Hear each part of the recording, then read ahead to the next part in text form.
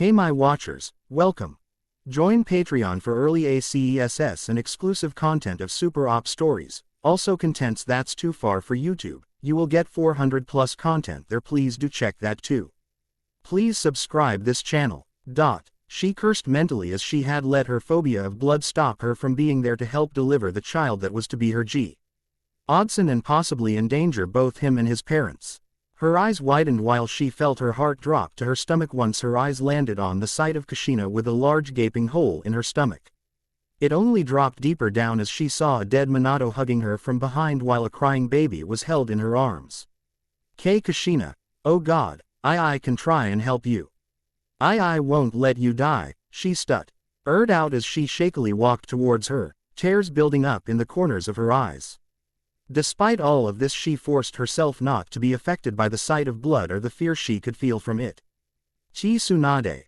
I can no you can't though I am glad you made it. Kushina strained out as Tsunade crouched down to Kushina's side and was shakily handed the small baby in Kushina's arms.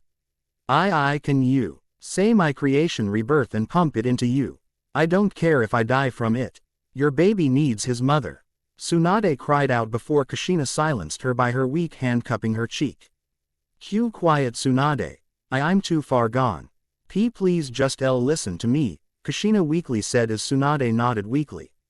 She could see Kushina barely staying alive through sheer willpower while she held the now sleeping baby closer to her. Please look after Naruto for me and Minato. Love him first and allow him into your heart, she said as she shakily moved her hand down to Naruto's head. Kushina I don't know if can be a mother. I know I was your choice as godmother due to me being your sensei in the past, but I lost Dan and Naoki. What if I lose Naruto? She whispered out as Kushina let out a laugh, though it was more coughs than laughs. I know. You can do this Tsunade, why you won't lose him. I chose YU as his godmother because I saw that YU could if anything happened to us. Don't let the village use him as a weapon. Protect him and love him. For the both of us, she said before she smiled at her and turned her attention down towards the now quiet baby. I love you, Naruto. My precious baby, Kushina said with a weak but happy smile as her eyes finally closed and her chest stopped moving, her hand still on the sleeping baby's head. I'll try my best Kushina. I promise. I will look after Naruto and try my best to be a mother to him, Tsunade thought as she gently took Kushina's hand off Naruto, giving it one last squeeze before she stood up just as her sensei and a squad of Anbu appeared behind her. Tsunade, I didn't expect you to be here. I thought you were back with Shizune, Hiruzen said with a frown as he noticed the scene before him. She's safe back in Konoha near the Senju compound. I should get back to her, she said as Hiruzen pointed towards the sleeping Naruto in her arms. Is that who I think is and is he what I think he is? He asked as Tsunade narrowed her eyes. His name is Naruto and yes he is, but as his godmother if you think I'm going to allow him to be used as a weapon because of it then you have another thing coming sensei, she growled out before Hiruzen frowned and sighed. I understand but we still need you and him present for the council meeting before you leave, he said, and while Tsunade wanted to object the look on her sensei's face told her this wasn't a request. Plus as an active ninja and Sanin she didn't have room to argue. Fine, send Anbu when you need us, she said bluntly before she started to walk back towards Konoha.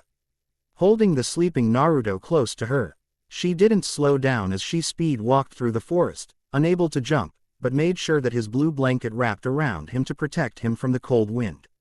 It surprisingly didn't take her long to return to Konoha. She moderately chalked it up to her being so focused on everything she would need to raise and take care of the little baby that slept calmly in her arms and against her chest. She was brought out of her thoughts as she heard a familiar voice calling out to her. Lady Tsunade, Lady Tsunade, thank goodness you are all right. Shizune, her 14-year-old student and the niece of her dead lover, said as she rushed up to her before stopping and looking wide-eyed at the baby in her arms. As that, she asked before Tsunade nodded, stopping her question midway through. Yes, it is Kushina and Minato's son, his name is Naruto. Now because of a terrible tragedy I am taking up my role as godmother to raise him sooner than I ever expected, she said with a frown as Shizune, who was rather close to Kushina, who she saw as an aunt or even a sister, teared up but nodded. Well, we better get him inside and cleaned up, shouldn't we? The young girl asked as she turned away, most likely to hide the tears heard in her voice. Yes, you are right, Lady Tsunade. I'll go and look for a cradle and some blankets for him, Shizune quickly said, as she hurried back into the compound with Tsunade slowly behind her. I will have to leave soon with Naruto for a council meeting with Hiruzen, so get everything ready for Naruto and pack our things. As I plan to leave tomorrow by noon latest, she said as Shizune nodded. Understood, Lady Tsunade. I'll get our things ready, her student said before she rushed off to look through some of the large Senju compound. Tsunade though couldn't help but sigh softly before a slight smile grew on her lips as the still sleeping Naruto nuzzled against her chest more, seeking out any warmth nearby to him. Shish. Wouldn't consider herself fully into the thought of being his mom so quickly, but Kushina trusted her and, with her last breaths, asked her to care for him, so she was determined to protect him and try her best.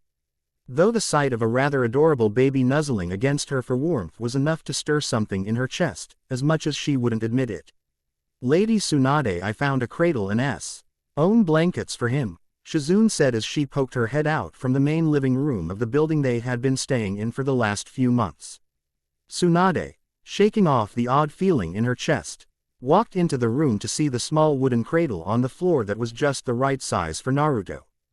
Great timing, as I think I can sense Anbu coming our way, Tsunade said with an annoyed sig. As she accepted the blankets from Shizune to wrap Naruto in more. Just as she was about to pick up the small wooden cradle, 3 Anbu bearing a tiger, dragon, and boar mask, appeared behind them silent as ever. Did Sensei get the council put together that quickly? She asked as the dragon Anbu nodded. Well, I shouldn't be surprised since he does have a way of gathering people quickly when it is needed, she said as she pointed to the cradle. One of you carry that back with us so I don't have to hold him the whole time, as I have a feeling I might have to punch or threaten someone, she growled. Out slightly before the tiger Anbu picked up the cradle and the others motioned for her to follow. Shizune, you stay here and continue packing.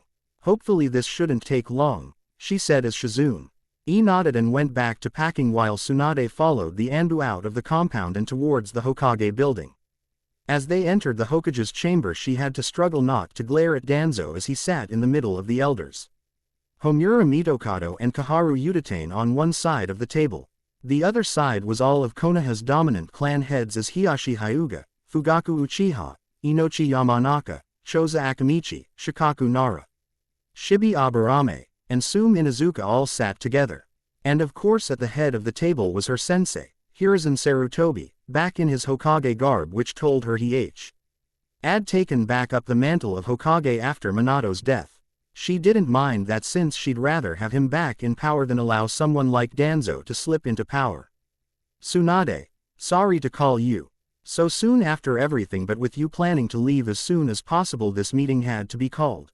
Hiruzen frowned as she shrugged her shoulders, directing the Anbu where to set the cradle in the room. Whatever, just let's make this quick since I have a lot to figure out and plan because of this little guy, she said as she gently set Naruto down in the cradle, making sure he was safely wrapped up and warm. I'm sorry, Tsunade, but I don't believe it is best for the village if you take our Jinchuriki from the village, Danzo quickly seemed to chime in as the other elders, who were basically his parrots that went along with whatever he said, nodded alongside him. Well, I'm sorry, but as his godmother and closest living relative, seeing as my grandmother was Mito Uzumaki, I don't believe you have say over what I do with my godson, Tsunade growled out as Hiruzen quickly cleared his throat to stop the two from starting any arguments.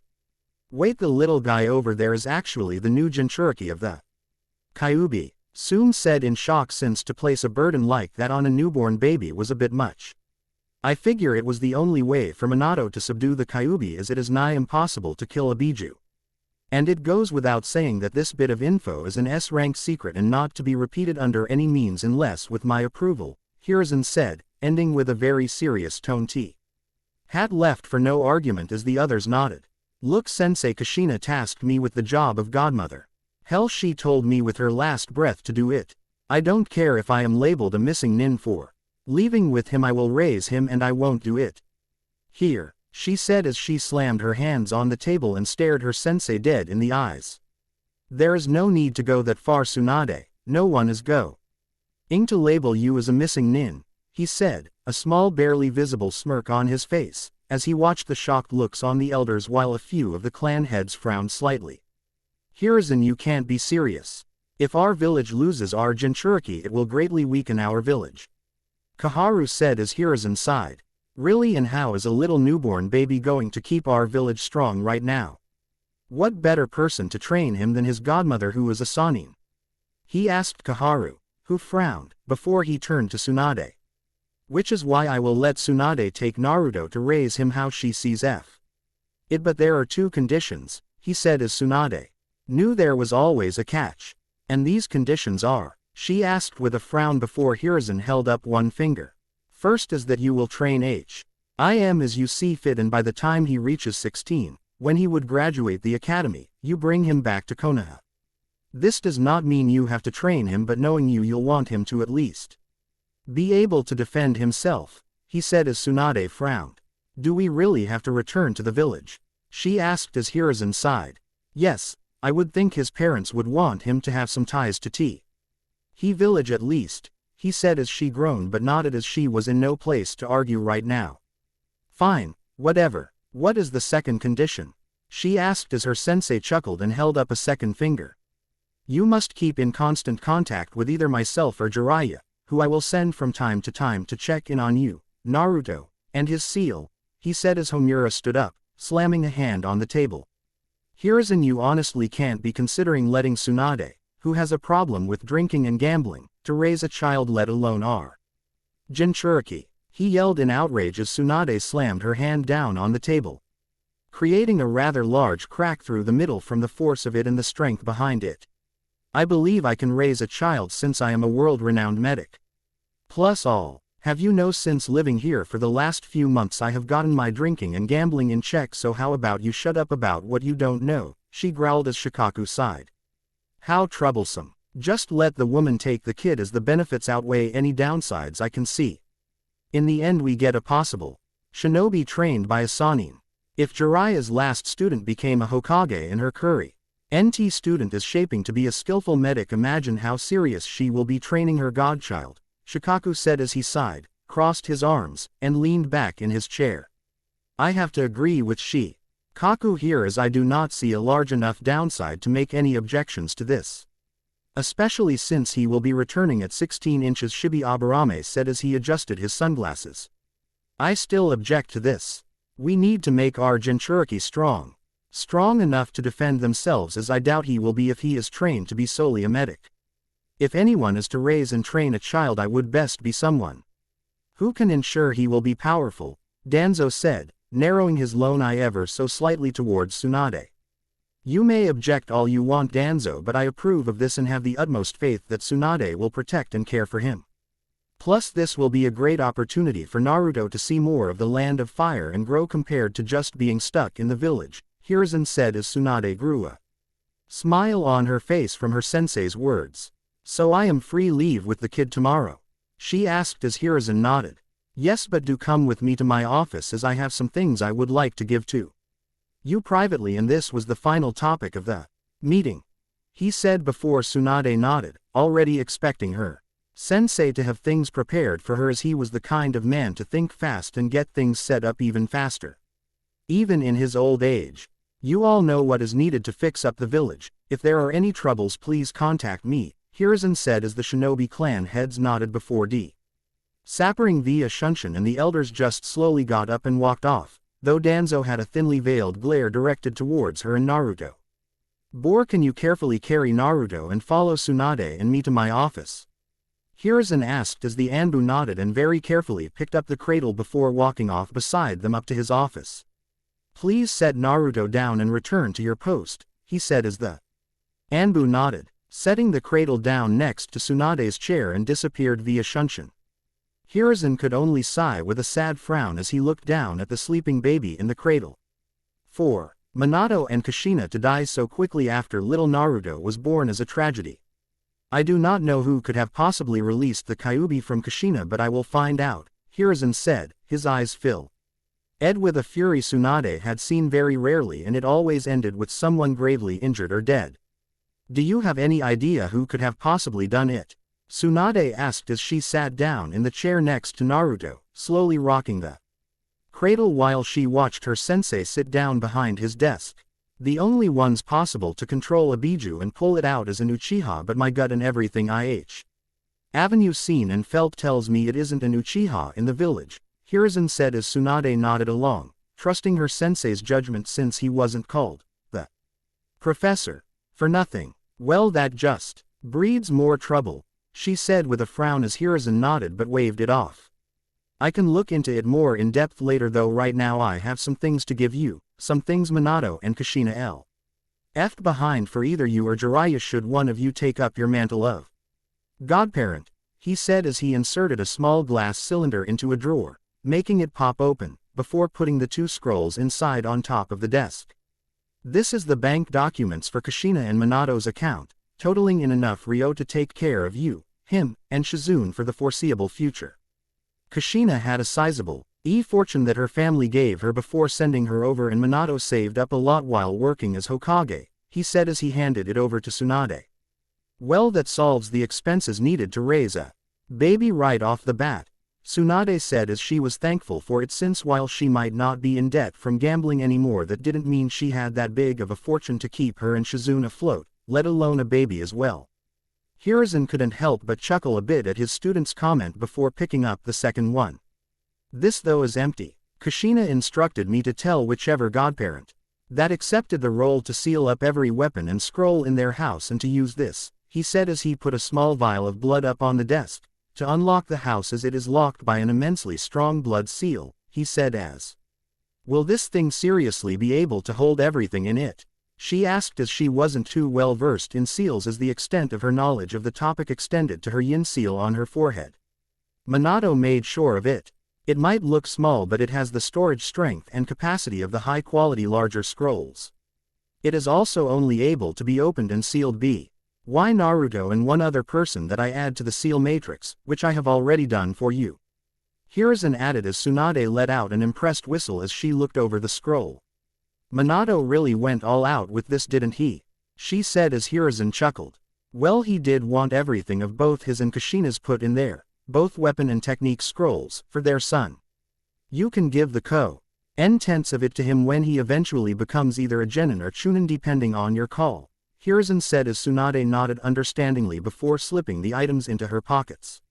I'll be sure to go and seal up everything after I get the little guy back to my compound where Shizune can watch over him for a bit, she said while Hiruzen nodded.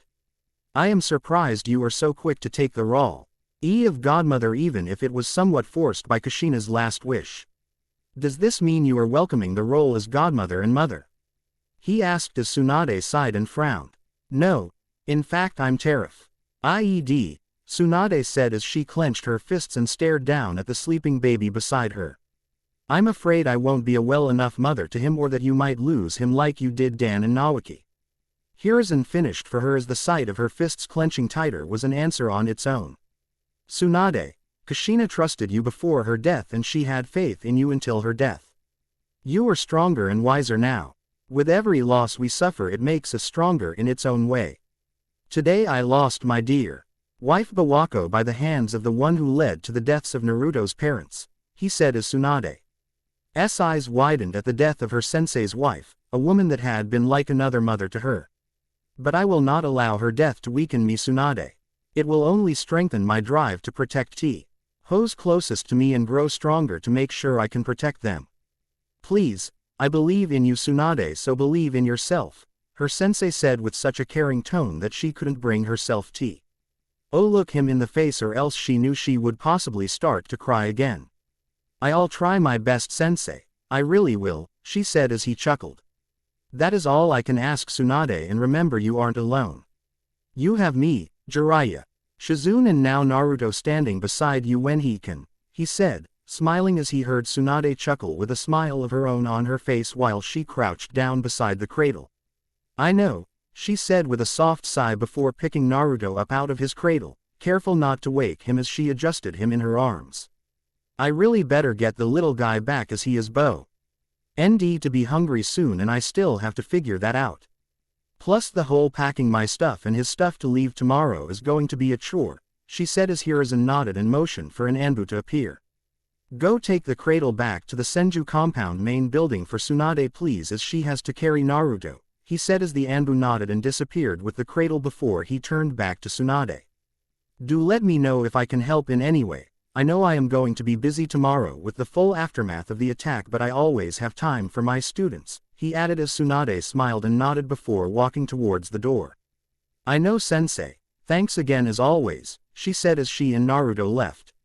As much as she liked talking with her sensei, she had a lot of stuff to do before daybreak. Kay and she needed to get started so she could at least get some sleep in before they left. Come on little guy, let's get you in a bassinet or something for the night, she said in a soft whisper as the small baby in her arms nuzzled closer to her for warmth. Next day, thankfully they had been able to get everything packed and get him fed with enough time to let them get a good night's sleep. Thankfully Naruto seemed to be a heavy sleeper after getting a full meal in him. Though to feed Naruto she had to somewhat modify her body a bit with a medical technique she had learnt back when she was WITH Dan for the case of if ever they had kids and she couldn't naturally produce milk. Originally it was a technique made for maids or mothers who adopted so they could still feed the children they cared for or adopted.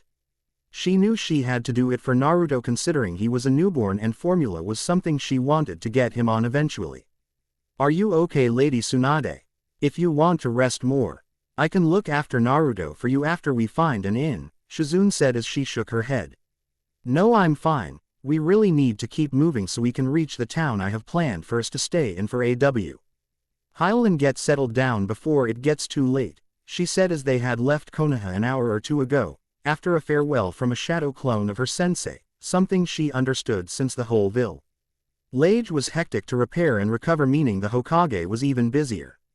They continued through the forests of the Land of Fire towards the village she had in mind until she started to notice Naruto's fussing in Shizune's arms. Naru-chan, what's wrong? You don't need a diaper and you were just sleeping, Shizune said confused as Tsunade chuckled and gently took the fussing baby from her student's arms. Relax Shizune, the little guy is just hungry. Isn't that right Naruto? She asked in a baby voice, as she rubbed his cheek, settling him down in one arm as she began nursing him discreetly. He wasn't too worried about others seeing as she couldn't sense anyone nearby. She did though chuckle at her student's embarrassed and nervous look as Shizune looked away. Ah relax Shizune, it's a perfectly natural thing. No need to get embarrassed, she teased as Shizune only got redder. Shizune mumbled as she stared down at her own still developing chest as she was only 14. She said as she noted a look of hope in Shizune's eyes that made her laugh a bit before Shizune looked over at her. So how does it feel? Does it hurt? Shizune asked as her curiosity got the better of her. It feels weird but doesn't hurt. Especially since the little guy doesn't have any teeth. He does definitely drink a lot though, she said with a chuckle as Shizune nodded while they continued walking.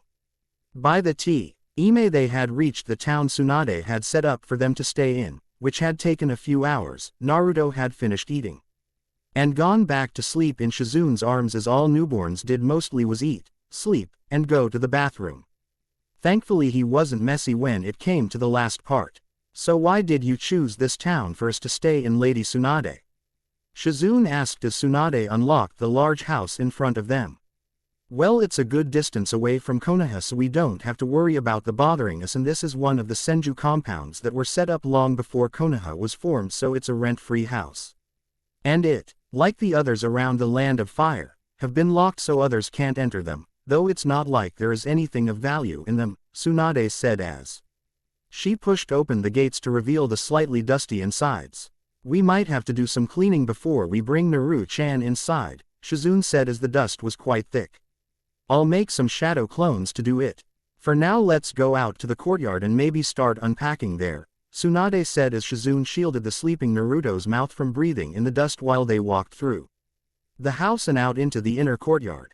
Well this house looks very nice and large, how long will we be staying here? Shizune asked as she watched the shadow clones of her sensei go through and lean up the house while they unpacked the boxes of their stuff. Well with a baby I don't want to move around all that much so for the foreseeable future we will be staying here and settling down. We unpack, we can go to the market and stock up on some food and set up our account," she said as she crouched down, smiling down and fluttering her fingers at a giggling Naruto that laid in a cradle next to them. "I want to give him a moderately stable upbringing, Shizune, so let's get comfy here," she said as Shizune smiled and nodded before they continued unpacking their things, looking forward to their life in this nice little town. A month later. "Here you go, Katsuyu, you can now take this to sensei. Thank you for doing this for me," she said as the small portion of her main summon nodded at. ND allowed her to slip the scroll into the pouch she had put on her. "Of course, Tsunade-sama, it is a small task to ensure you may look after Naruto-kun," Katsuyu said as she looked down at Naruto from on top of the short desk. Tsunade used focus on work and Naruto at the same time. "He is an adorable child. Do you plan to have him sign the slug summoning contract?" Katsuyu asked as Tsunade frowned and rubbed her forehead. I don't know, Katsuyu. Sensei said I have a choice whether or not to train him, but a part of me wants to and doesn't want to. I want him to be able to defend himself, but Anyo there is scared he'll end up like the others," she said as Katsuyu knew she meant Dan and Nawaki. "I understand, and whatever decision you decide, I'm sure it will be for the best. After all, I think raising him will awaken your mother's intuition," Katsuyu teased before disappearing in a puff of smoke, leaving behind a grumbling Tsunade. Her grumbles stopped as she narrowed her eyes in anger, sensing 3 chakra sources heading their way that were trying their best to stay hidden. Though with her level of sensing, the only one she figured could slip by her senses were either Orochimaru for sure and possibly Jiraiya if he was actually being serious. Acting as fast as she could without waking Naruto, she carried the sleeping baby out of the room and towards his room, which, thanks to Jiraiya sending some seals back via Katsuyu, was the most secure room in the house.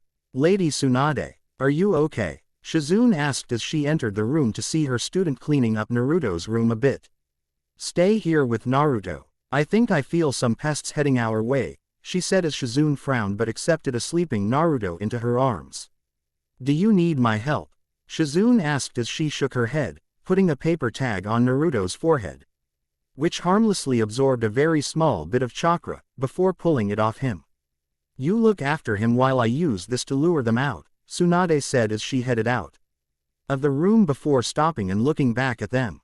"If anyone slips by me to you, then you know what to do," she added as Shizune nodded, gaining a nervous but serious look. "Oh, of course, Lady Tsunade." Her student said before Tsunade grabbed one of Naruto's extra teddy bears and blankets before she closed the door behind her. She continued heading out towards the courtyard as she felt Shizune act. I've at the security seals on the room before deciding to wait for whoever were clearly heading their way through the back of the large compound. She quickly slapped the tag on the bear before wrapping it in a blanket in hopes to fool those coming.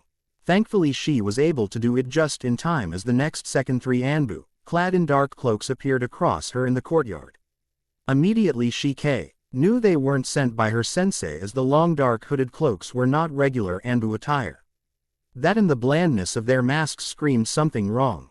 "Tsunade Senju were have orders to read her. I have the child in your care from you and return them to ensure they get the proper training to be of use to the village," the center Anbu said as Tsunade narrowed her eyes, immediately aware who sent them after her. Iho Danzo knew he was sending his route to their deaths after sending them after a Sanin. "Though he'll figure that out once I send your heads back to him and sensei," Tsunade said bef. Or she quickly tossed the bundle towards them, causing one Anbu to leap up to catch it only for it to explode in his face and send his limp body falling back towards the ground. She didn't waste any time before she leapt towards the Anbu on the left, drawing her fist back and charging up her super strength as she seemed to have caught them off guard. She heard a somewhat sickening crunch as her East collided with their sternum and sent them crashing into the courtyard wall, leaving a deep imprint from the force of the crash. As the last one realized the quick deaths of his 2 allies, he made a quick choice to retreat before a familiar chakra flared above them both. "Summoning art. Food cart destroyer." A familiar voice yelled out before a large toad appeared above the last Anbu, before it crashed down, instantly killing them under the toad's immense weight.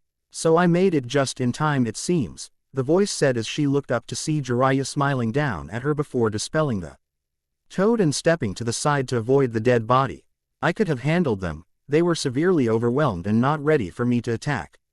Guess they figured I would be on the defense considery. They thought Naruto was in my arms, she said before her eyes widened. I need to check on them to make sure Naruto and Shizune are safe, she said as she wanted to make sure, absolutely 100% that here weren't any fourth Anbu that sneaked in another way. What should I do with the bodies? Jiraiya yelled, understanding why Tsunade was rushing off like she was. Send them to Sensei. Tell him Danzo sent them, she yelled before she deactivated the security seal to see Shizune holding a crying Naruto in her arms, both completely unharmed and safe. Are they taken care of, Lady Tsunade? Shizune asked before Tsunade nodded and she handed Naruto over to her. Good, because I think Naru-chan is hungry after being woken up by the crashes, she said as Tsunade chuckled and accepted Naruto into her arms. Of course the little guy is hungry, he just had a super long nap, didn't he? She said using her baby voice, that made Naruto giggle and clap his hands happily. Stop being a pervert, she yelled before stopping as she heard Naruto giggle louder, which made her start laughing. Oh little Naru, do you like it when I hit the pervert? You are just so adorable. She squealed a bit while she nuzzled her cheek against his. She stopped though as she heard Jiraiya get back up behind her. Did you at least send the bodies to Sensei before you came over to perv out? She asked as Jiraiya gained a serious look on his face. And nodded. I sent them express delivery with the toads with a clear message. Sensei should be having some Yamanaka go through their minds and charging Danzo with whatever crime he can make stick. I'm just glad I sensed them while I was making my way over, Jiraiya said as he personally would have liked to hit that old war hawk with a Rasengan but decided Sensei would get him for both him and Tsunade. Good. I expected that man to try something but I didn't know he'd be that upfront with it, Tsunade said before looking towards Jiraiya with a raised brow. Well, are you going to leave the room? I have to feed Naruto, she said as Jiraiya waved it off. Don't worry, please continue. Act like I'm not even here, he said before he was sent flying again by a strong kick, allowing her to close the door. Pervert, she grumbled as before calming down the giggling Naruto enough so that he could start feeding. Konoha. A few hours later. Hiruzen was beyond furious as he looked over the reports from the three attackers' minds that Jiraiya had delivered to him via toads. Danzo, you had absolutely no right to ever do any of this. Sending 3 of your root Anbu after my student and a child is enough to have you imprisoned for treason, Hiruzen said as he glared across at his former teammate. To him Danzo still had the cold and calm appearance, but he could see the man sweating on the inside. I did what I had to for the Vil. You don't get to decide that. You do not get to go behind my back and decide to do whatever you want. Hiruzen interrupted him as the last thing he wanted to hear was Danzo trying to weasel his way out of this. As of an hour ago your route has been disbanded. Every base of yours, both above and underground, have been cleared and any route that resisted was captured or killed. You will be under constant watch for the foreseeable future and your title as elder has been removed, Hiruzen said as Danzo narrowed his soul eye. You cannot do this, Hiruzen, Danzo growled out as Hiruzen glared back. I am the Hokage. I hold the final say about anything in this village with only the daimyo above my word. You should be counting your blessings. I am only putting you under severe house arrest and not executing you here and now, he said in a cold tone before motioning for his Anbu to appear. Take this man away and ensure everything is taken care of. I don't want him in front of me anymore, Hiruzen said before the Anbu nodded and guided Danzo out of the room. The elder Hokage let out a long and slow tired sigh before handing a scroll to a toad that hopped back up onto his desk after Danzo had left. Please get this back to Jiraiya. Tell him I hope he understands, but with that incident I'd feel safer with him closer to Naruto for the tea. Ime being, he said as the toad nodded and disappeared in a puff of smoke. I hope this didn't upset you too much, Tsunade, but your quick actions should have proven to you how serious you are taking things. I just hope this was an isolated incident, Hiruzen thought while he lit his pipe, desperately needing it to relax after everything that had just happened. But in the end at least Naruto was safe. 4 years later, Naruto smiled as he held his sissy's hand while they walked through the market. Over the 4 years he had grown to be a healthy height for his age while he wore a pair of blue shorts, a black shirt, and some blue sandals that his mama had picked out for him. Now Naru-chan, you make sure to stay close by and hold my hand at all times. I told your mama I'd look after you and keep you safe, and you said you'd be a good boy for her and listen to me, Shizune said as he nodded with a big smile. Okay sissy, I'll be super good, he said with a serious look on his little face that only made Shizune giggle and pat his head. That's my little guy, now let's go before all the good stuff is gone, she said before he nodded and walked alongside her with a happy smile. He enjoyed spending time with his sissy, and shopping was fun whether it be with his mom or her. Plus whenever he went shopping with them they gave him candy if he was a good boy. Everything was fun as he helped carry bags for his sissy before he frowned as she and everyone around him froze and they all became gray. Sissy, are you okay? He asked in a worried tone as he set down the bags and poked his sissy on her cheek. It is okay young boy. I merely made it so we can talk alone, a voice said before he turned around to see an old man smiling down at him with weird purple eyes and what looked like horns on his forehead. My mama told me not to talk to strangers. Can you fix my sissy? He asked with a frown, slightly moving behind his sissy to put some space between him and the old man. She has raised you really well, Naruto.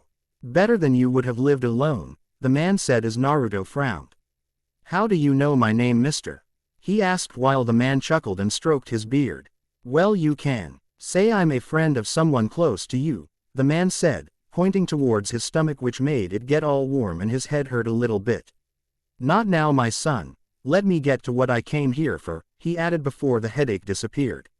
Naruto, I came here to offer you something, he said as he reached into his odd coat while crouching down and pulled out in one hand two scrolls, one a dark gray color and the other a soft red with red swirls, while the other hand held a small fruit. The fruit, like the scroll, was red with swirls on it. It was also the size of a strawberry and in F.A. Court looked like one but was also the shape of a heart. What is that? Is it a strawberry? He asked as the man chuckled and looked the fruit over. I guess it does look like a strawberry, but unlike one it is much more special. This is a very special fruit I grew myself for you to eat with your mother training you in mind. Since she is a doctor, she'd be the perfect person to help you use its powers. He said as Naruto couldn't help but widen his eyes. Powers? He asked as the man smirked and nodded. Yeah, powers that will help you protect those special to you. You can keep your mother and aunt and uncle safe as well as those you meet in the future, he said while Naruto frowned contemplating eating the small fruit. Take it, a deep voice spoke before Naruto looked around erratically. Who said that? He asked nervously before the old man smiled softly. Thank you my son, I do hope you'll help this boy as he is going to be the one I told you and your siblings about, he said before Naruto frowned and felt another warm feeling in his stomach. Take it Naruto, this man can be trusted I promise, and I'll explain who I am later. If he is showing up then this is something serious, same voice spoke, only much quieter and calmer. Naruto wasn't sure but something about the voice made him nod and step out behind his frozen sissy.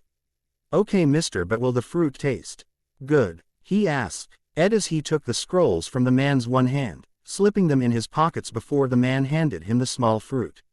You just need to eat everything of it up to the stem. Leave a bit behind so you can show it to your mother, the man said as Naruto nodded and accepted the fruit into his hand. Okay, but what is your name mister? He asked before the man stood up just as Naruto bit into the now gross-tasting fruit. Hagoromo Otsutsuki, he said just as Naruto started to pass out and fall backwards. Use that power well my young boy. I know you will change things in this world for the better. And my son will help you do so, he finished before his form faded and time started again. Thinking back, she figured the time she fully accepted the role and term as mother was when Naruto first called her mama. Even just remember that scene brought a smile and happy tears to the corners of her eyes. Flashback. I'll keep his attention Lady Tsunade, Shizune said as she held up his little slug plushie that instantly got his attention in the form of trying to reach out to grab it. Now you are going to be good boy for your mommy, aren't you? She asked little Naruto as he giggled and clapped his hands. Ma, Naruto cooed out as he turned around, trying to look towards Tsunade. The second the words left Naruto's mouth, both Shizune and Tsunade froze before Tsunade quickly rushed over XT to Naruto to see him smiling up at her and grabbing for her, asking to be held. Did he just say what I think he did? Tsunade asked as Naruto tilted his head in slight confusion and tried to make his little hands reach her. Ma. Naruto asked as Tsunade was frozen solid before a strong warmth grew in her chest and she just felt something click or fall into place. She smiled as she picked him up from his chair and held him close to her, the smile growing as he patted his tiny hands against her cheeks with his little giggle. She couldn't stop the tears as they poured down her face as Shizune watched with matching tears.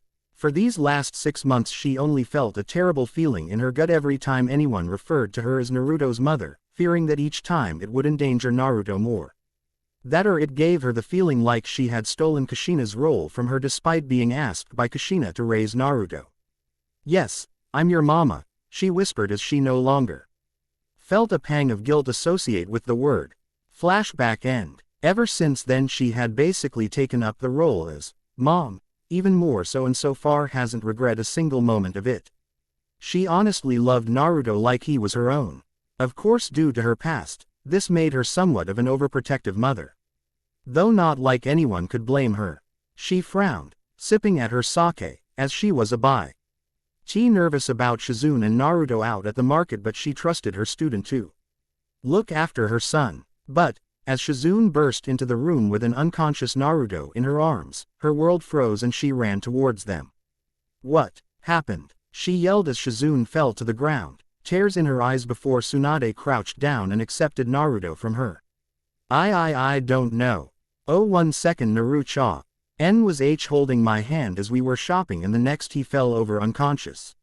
I dropped everything and rushed over. Shizune choked out as she wiped her tears, the fear of something being wrong. With the kid she saw as a little brother, being too painful for her. Mystical palm over him in search of anything that could have caused him to pass out. Was there anything on him or around him? He passed out like a senbon on the ground or anything? Tsunade asked as there was no poison or anything in his system. Just this in his hand and these in his pocket, Shizune said as she handed Tsunade a half-eaten strawberry and 2 scrolls. I wasn't looking away from him for more than a second to place an order at the deli before he fell over. Oh God, I'm sorry Lady Tsunade, Shizune choked out before Tsunade calmed her down by pulling her in for a hug. Shish, Shizune, you did nothing wrong and he isn't hurt, only asleep. The only thing worrying me is the fruit and how he ate it without you noticing, which makes me think a genjutsu might have been used, Tsunade said, calming Shizune down as her student hugged her tightly. Can you please take Naru-chan to his room? I need to look over this fruit and scrolls you found on him. Can you also call Jiraiya back from his research at the bathhouse? Tsunade said, having a bit of a hiss at the end before Shizune, who had just finished wiping away her tears, nodded and gently picked up Naruto. Right away Lady Tsunade, she said before walking off with Naruto in her arms while Tsunade frowned and stood up. She didn't waste any more time before she hurried off to her office of sorts in this house and set down the scrolls on her desk with the strawberry next to it. She didn't need to waste the time analyzing it as it was the wrong color, had odd designs on it, and its stem was irregular. Maybe these scrolls have something about it, she thought as she unrolled the scroll with the same markings as the supposed fruit. NLY to widen her eyes as she read what was in the scroll. This can't be true. This is just insane, Tsunade thought as she reread through it several times until she got to the point she lost track of the times she read it. Tsunade, a voice yelled behind her as the person tapped her shoulder, snapping her out of her daze before she spun around and slammed her fist, out of instinct, into Jiraiya with a furious glare. Ow, what was that for? I was trying to get your attention since you didn't respond to anything else. Jiraiya yelled before she strengthened her glare. That doesn't mean cop a feel. Especially not when Naru-chan passed out earlier today. She yelled before Jiraiya held his hands up in surrender. Sorry, I understand the seriousness and I'm sorry, he said as Tsunade sighed and sat back down at her desk, which made him let out a sigh of relief. Shizune told me what happened to the kid. Is that the fruit he ate? Was it poisoned? He asked as Tsunade shook her head and handed him the red swirled scroll. No. Just read and tell me what you think, cause apparently that is what he ate, she said as Jiraiya rose an eyebrow but sat down on the ground and opened the scroll. While he read the scroll she poured them each a saucer of sake, which she passed to a shocked-looking Jiraiya who downed it in one chug. This can't be true, Jiraiya said as Tsunade held up the bit of leftover fruit that Naruto had kept. From what is left over it looks like this supposed Opo no Mi fruit. I haven't read the other scroll yet as I'm still trying to wrap my head around all of his first, Tsunade said as she found it almost unbelievable. The Opo no Mi, according to the scroll, was something called a Paramesha-type devil fruit. She, in all her years, has never heard of an Y thing remotely close to a devil fruit, but then again the elemental nations was full of odd things. What made her unsure of the fruit was the supposed power to have whoever ate it be able to create a space around them where they had complete control over the placement and orientation of everything inside. The applications and benefits a fruit like this could have under the control of a medic like her or any high-class surgeon were astronomical. It honestly made her all the more unsure of it since it felt like someone gave it to Naruto knowing he was with her, someone who could train him to be a medic. So do you think he really ate it or that this is even real? Jiraiya asked as he started to reread the scroll, holding up his saucer for a refill which she filled for him. I don't know. Now we consider it both real and fake until solid proof is shown, she said while Jiraiya nodded and sipped at the sake. Does this mean you are going to train him? Jiraiya asked in a low tone. Naui. It was a sore topic for Tsunade given her fear of losing Naruto.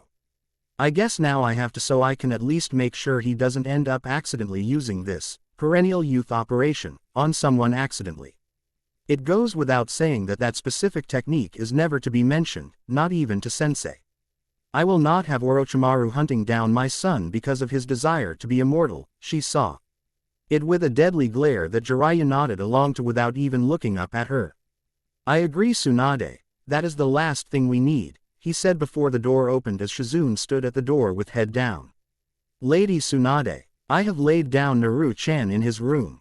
I would like to again apologize for allowing this to happen while I was watching him, Shizune said before Tsunade quickly pulled her into a hug. It isn't your fault and I don't want you to blame yourself. Naru-chan isn't in any harm and he'll be fine or better than fine once he wakes up, so please don't be hard on yourself, Tsunade aide before Shizune hugged her back and cried into her shoulder, relieved that Naruto was safe and okay. I'm going to go check on Naru-chan, so please if you can you go back to the market and get our food?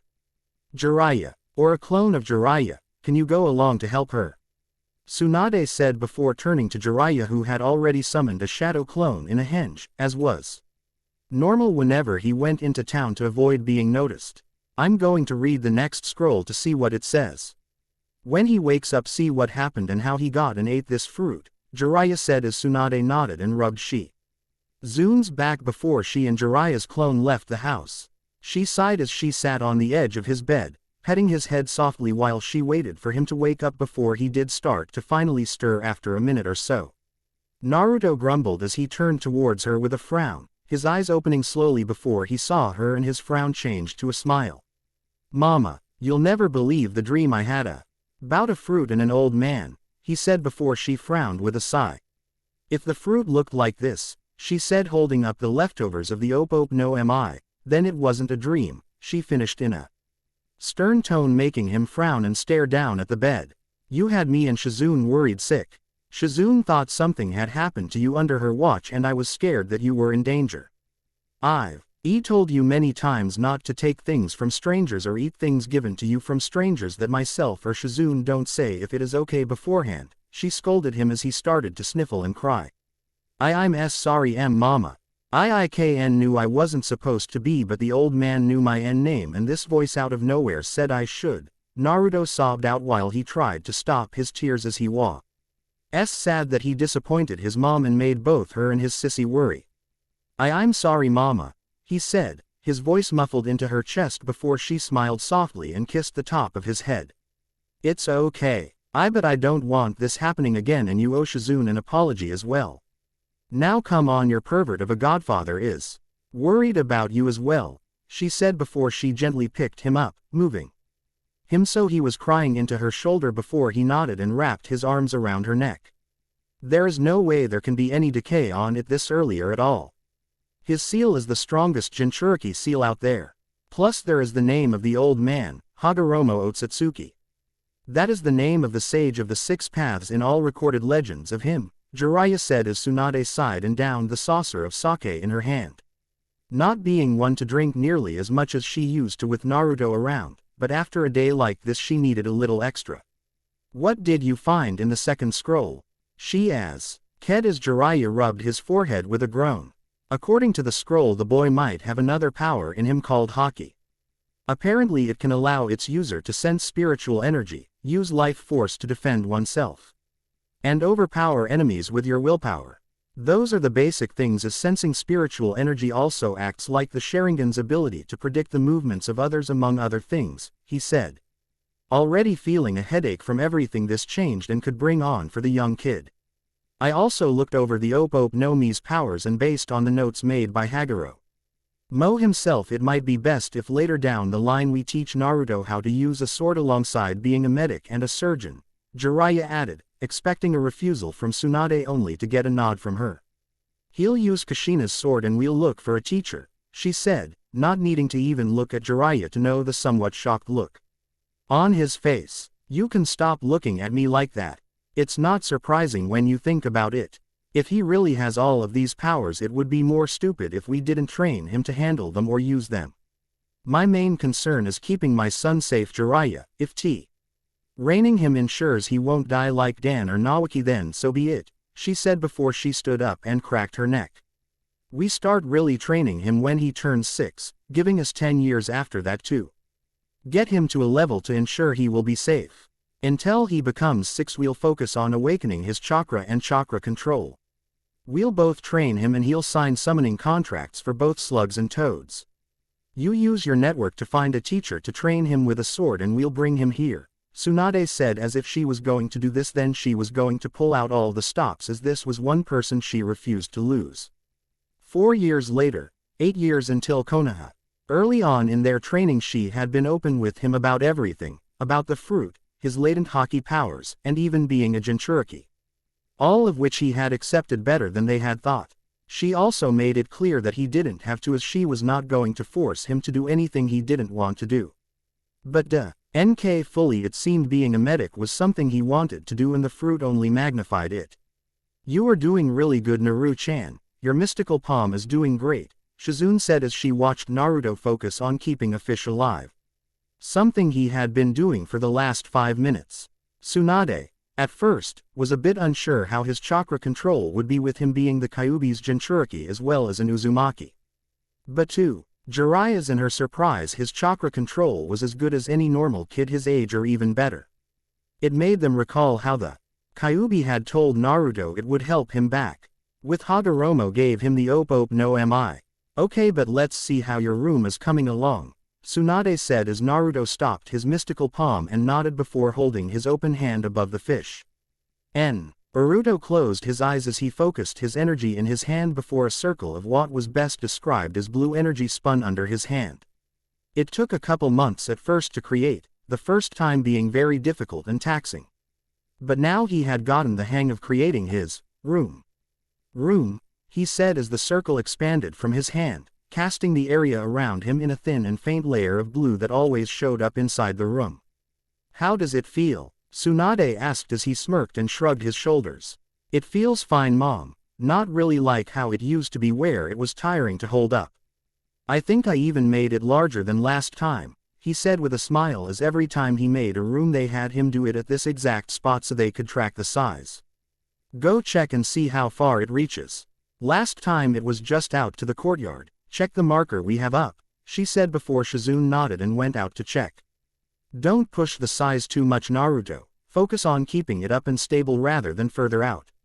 Once it becomes second nature, then you can spread it out. Better to have it stable than large right now, she warned him as he nodded before Shizune came back. It is a bit larger, at least by a yard or so. I moved the marker now, Shizune said while Tsunade nodded and turned back to him. Now I want you to amputate the fish, keep it alive and use tact to manipulate it before piecing it back together perfectly. This time, like the last couple times, I will not mark the fish. Amputate it in more than once, she said as he nodded and picked up the scalpel next to the fish. He didn't hesitate as he cut the fish into 3 pieces, its head, body, and tail. There was no blood from the cuts as his amputate ability allowed anything cut in the room without actually harming them. Tact, he said as he lifted 2 of his fingers upwards, causing the pieces of the fish to float into the air in front of him. Tact, alongside another technique of his called shambles, allowed him to manipulate anything inside his room. The others watched as the pieces floated in front of him, this exercise helping extend the length of time he can control tact while in his room. Over the years he had basic control over all of his powers, the only ones that he had true trouble with a few abilities, and the last one was more that he couldn't form it larger than a Senbon needle. Okay, that has been 5 minutes. A good 2 more than last time. I don't want you to tire yourself out yet as you still have hockey training with Jiraiya. Now all you have to do is piece them tog. Ether, Tsunade said as he nodded and lowered the pieces of fish back so that they now hovered inches above the table. Naruto focused as he slowly made the pieces move closer before he had the head reattach with the body. He felt his forehead dampen a bit as he was focusing hard on lining them up correctly before he finally connected the tail with the rest. He let out a sigh, dispersing his room before his mom walked over to inspect the fish before she ran her mystical palm over the fish. He was a bit nervous before she nodded with a smile. You pass again, you lined it up greatly. None of the scales seem off like last time and everything inside the fish lines up and is reconnected as well. We'll move up to more pieces tomorrow, but you are progressed greatly, she said as she kissed the top of his head, since while he might be training and growing he was still her son and little boy. Thanks Mom, I've been working really hard, he said as she ruffled his hair with a chuckle. I can tell. No. Don't push yourself too far with Jiraiya as I don't want you to get too tired, she said before he nodded and left the room after giving her and Shizune a hug. He is really progressing greatly. Inky's well past needing to practice the mystical palm on a fish. Lady Tsunade, Shizune said as Tsunade nodded and sealed away the practice fish before rolling up the scroll. I know, but I don't want him using his fruit's powers on others yet as he still needs to move up to it. I figure if the Kyuubi pitches in the burden will lessen, but from what Naru-chan has said I think he still needs to talk with it more before it sinks together with him, she said as Naruto's relationship with the Kyuubi was odd. The two of them had met a few months ago, and while it seemed less than thrilled about being sealed away, it did say it would lend him chakra once the two had connected. According to the Kyuubi, because he had only been in Naruto for 8 years, it wasn't enough time to connect their 2 chakra pathways or acclimate Naruto's to its chakra. It said that forcing the process would make Naruto lash out in rage as the body of most Jinchuriki reacted in rage from the raw power of a Bijuu's chakra. For now Naruto could access a tail-less cloak that could last for about 5 minutes. The Bijuu also mentioned how its other main focus would be negating his weakness to water by keeping his body energized, as it liked to put it, through the seal. Though by doing this it had unintentionally messed with his chakra nature, giving him not only his natural wind affinity but an insane water affinity, one that, through a message carried to them by Naruto, could theoretically make him how her great uncle Tobirama was with water. I'm sure he'll grow even more as the days go by, and who knows, by the time he turns 16 he could very well become a medic on your level, Shizune said before Tsunade smiled and sat back down in her chair. A mother can only hope, she said as she knew he had a long road ahead of him when it came to his training. 2 years later, 6 years until Konoha. Naruto groaned as he dodged another paint pellet that Jiraiya and his clones fired at him through Senbon launchers in an attempt to train his haki. More specifically his Kanbunshoku haki. It was the only of the 3 haki that he had awakened so far. It more or less was, as Jiraiya put it, his observation haki, and it allowed him to sense others, even those concealed or too far away, when he got better at it, as well as limited precognition, which was what Jiraiya was training right now. Over the last 2 years he had continued training under his mom, sister, and uncle. He had even signed the slug and toad contracts, the slugs being mainly for helping his healing and toads for combat. Mainly over the years he trained more in his fruit's powers. Taijutsu, Haki, and even some chakra exercises that would help him use wind and water jutsu. Another thing that had progressed over the years was his and the cube eye's connection to where he could now use one tail of its chakra. This one tail was a major boost, especially when he channeled it into his devil fruit abilities to power them instead of summoning a cloak around him. Right now he was training in his speed alongside his Haki, as being able to see the attack ahead of time was only useful if he could dodge it. It was a bit difficult to see the attack, as apparently it worked better with attacks that had murderous intentions behind them. Seeing as Jiraiya couldn't make it believable they were training him to sense any attack, hence why he was having trouble and being hit by so many of them. Okay, I think that's enough for today, Jiraiya said as he stopped, dispelled his clones and walked forward. What? I can do more, Naruto said as he still felt he had some energy left in him to continue for another 5 minutes or so. No can do, your mom hates it when I bruise you up too much. You are doing better though, as you are getting hit less and less each time we do this, Jiraiya said as he counted at least 10 less hits than last time.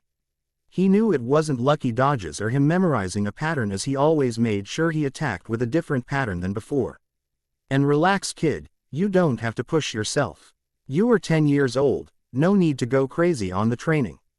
Now come on, go wash up before Tsunade yells at me for ruining your clothes, Jiraiya said as Naruto groaned but nodded before walking off towards the baths of the minor compound.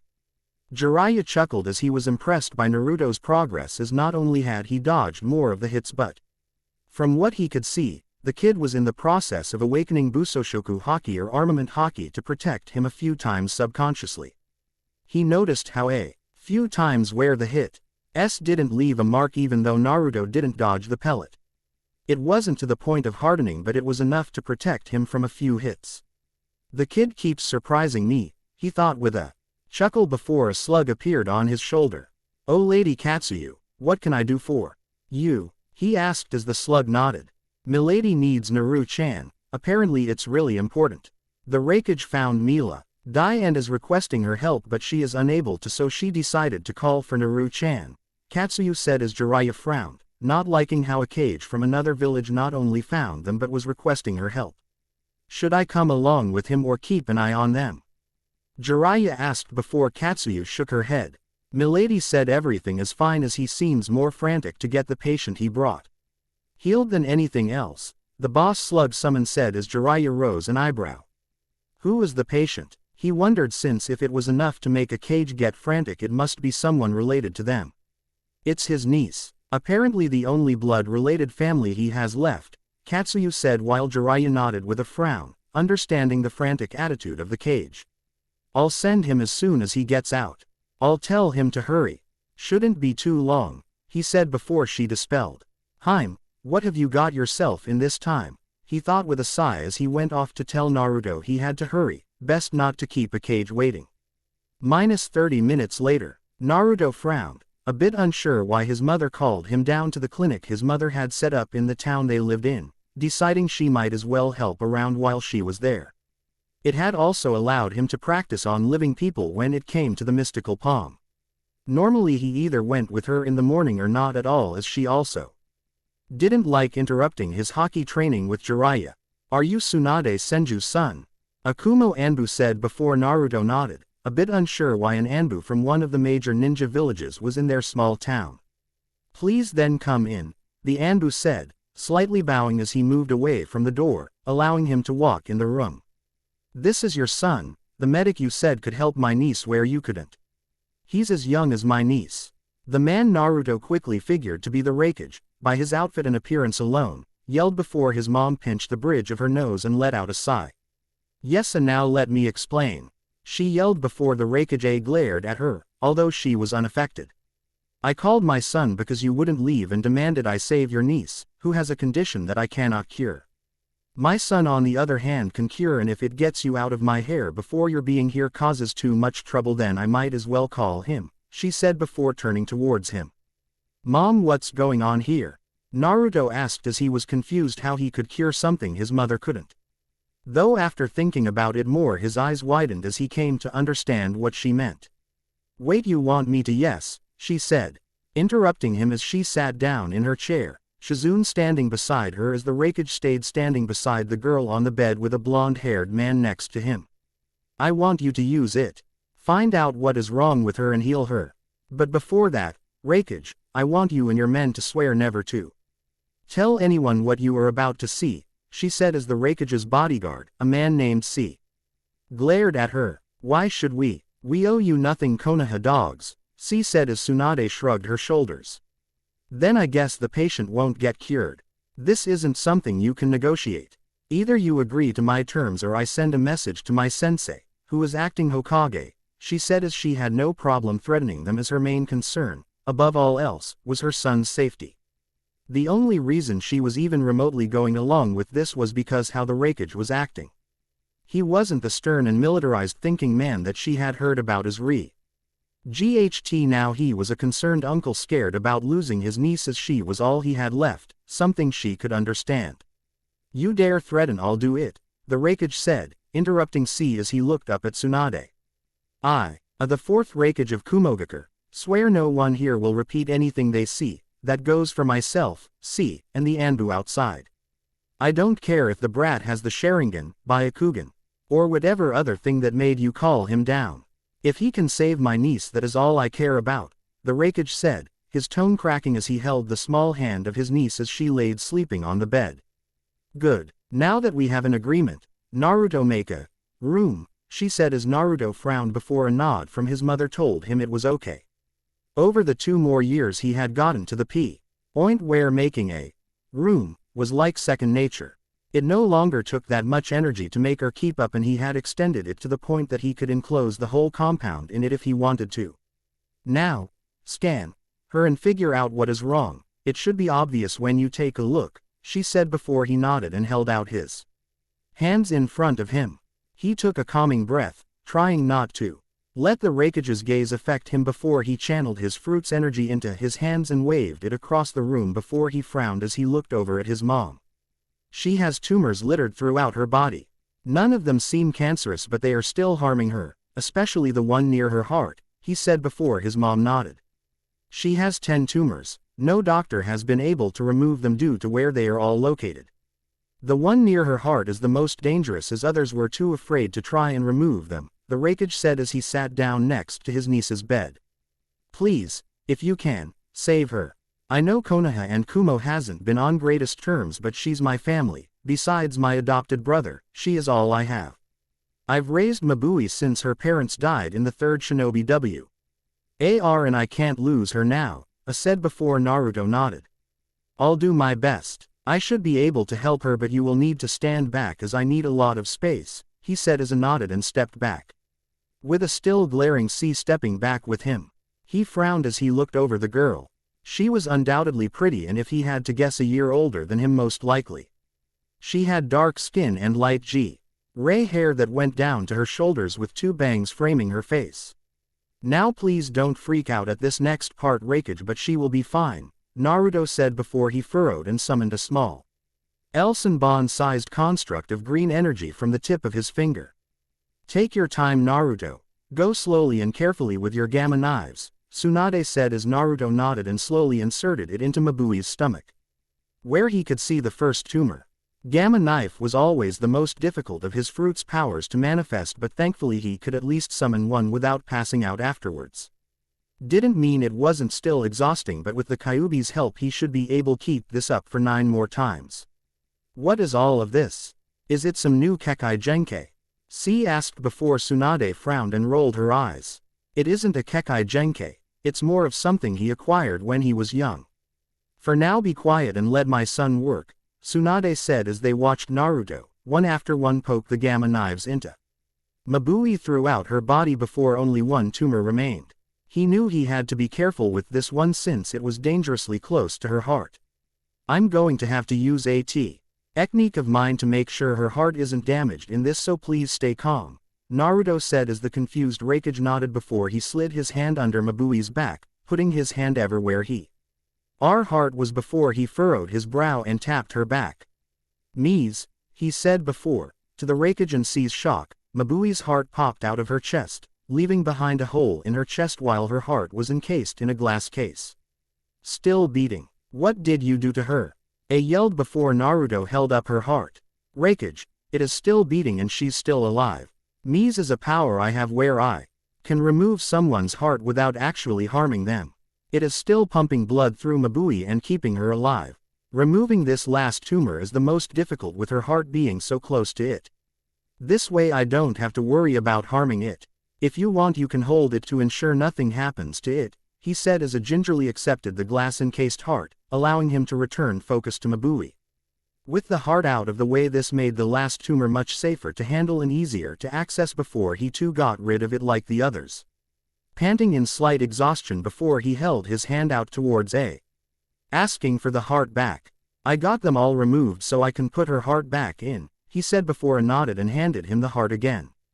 Now this might wake her up as incertain.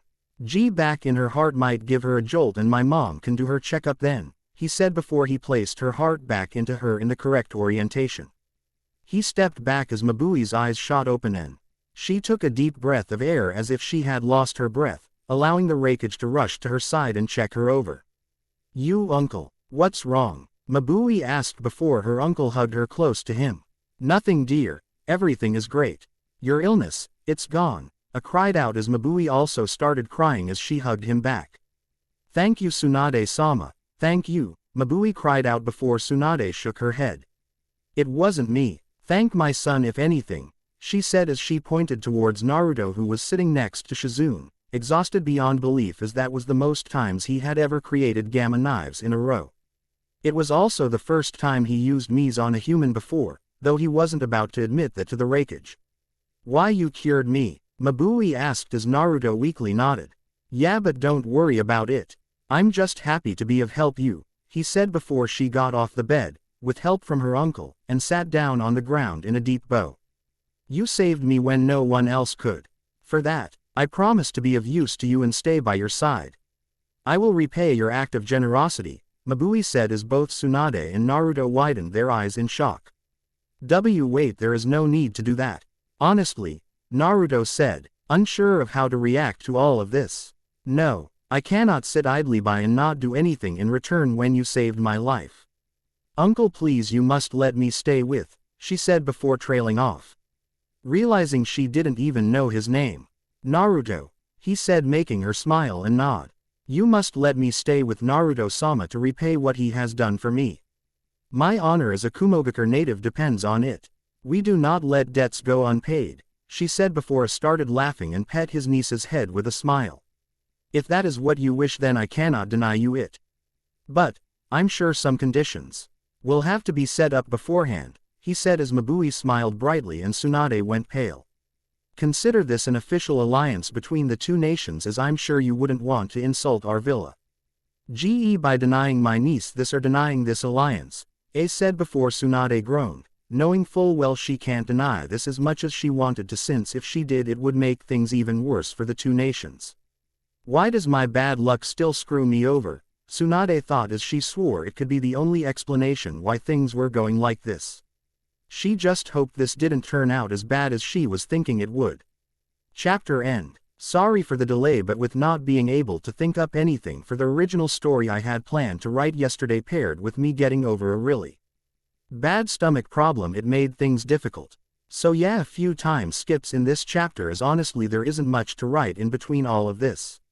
He can use most of the Oppo no Mi's abilities, but as you saw, he can't use them repeatedly or nearly as proficiently as Law could. He is also slowly unlocking his hockey, where by the time he is 16 he'll be much better at it. His sword style will be revealed next chapter, as well as more dialogue with Kurama, who will work along with Naruto more.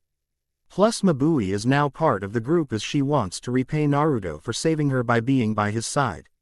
And I am happy to reveal that a de-aged Mabui is the first member of the three-girl pairing. Don't worry, it'll work out and be interesting next chapter. Also, I haven't forgotten about the Uchiha Kue TTEMPT, and I have something planned for it, since with Danzo no longer having any power in Konoha it'll go a lot differently. Rate and review. Bye-bye. AN. Beginning author notes are rare for me, but I'm adding this because I want to explain that the reason why these last few chapters have had time skips is because the real story starts when they reach Konoha. This is training and it's hard to writ. This all and not time skip to stop the story from droning on day to day until they arrive in Konoha. Plus I feel like I do a good skill recap each chapter, so it hopefully is okay. Also don't worry, essay are the last few time skips as I officially plan for them to arrive in Konoha this chapter.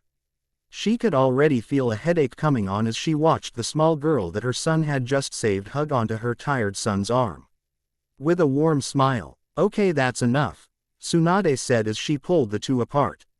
"Shizune, can you take Naruto and Mabui out of here? Raikage, you can send C with her, but we need to talk."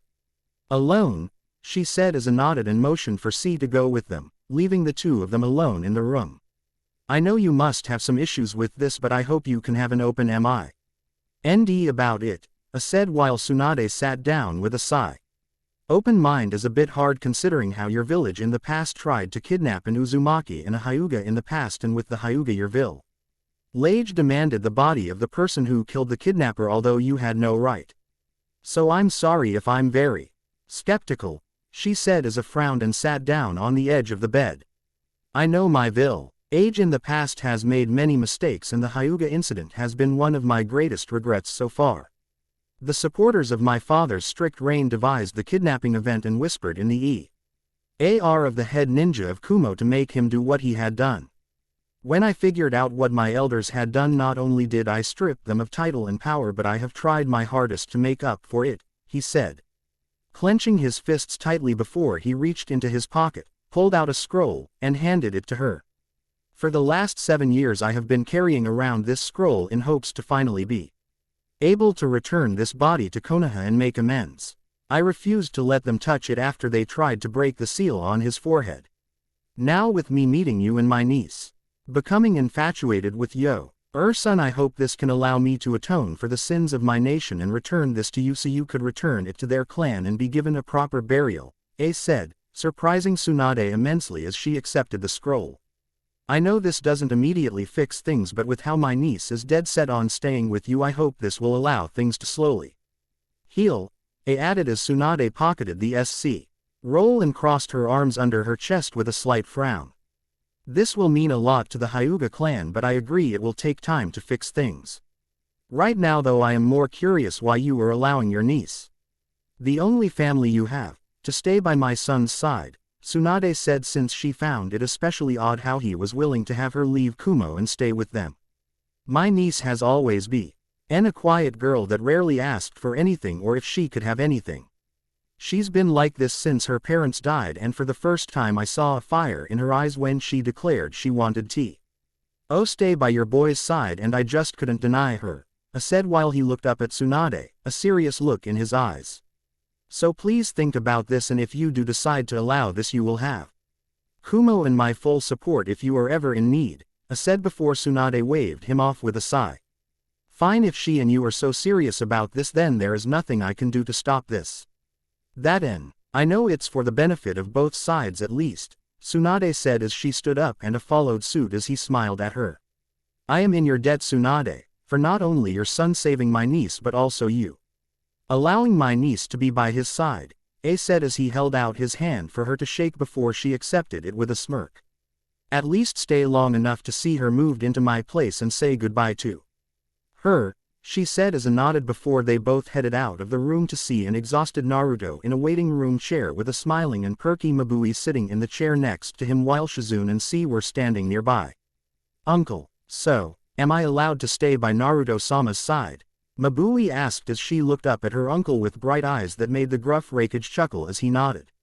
"Yes, though, I won't be leaving you alone just yet, as I want to make sure you are settled in nicely before we leave," said before he quickly caught the hug from his excited and somewhat squealing niece as she hugged him tightly.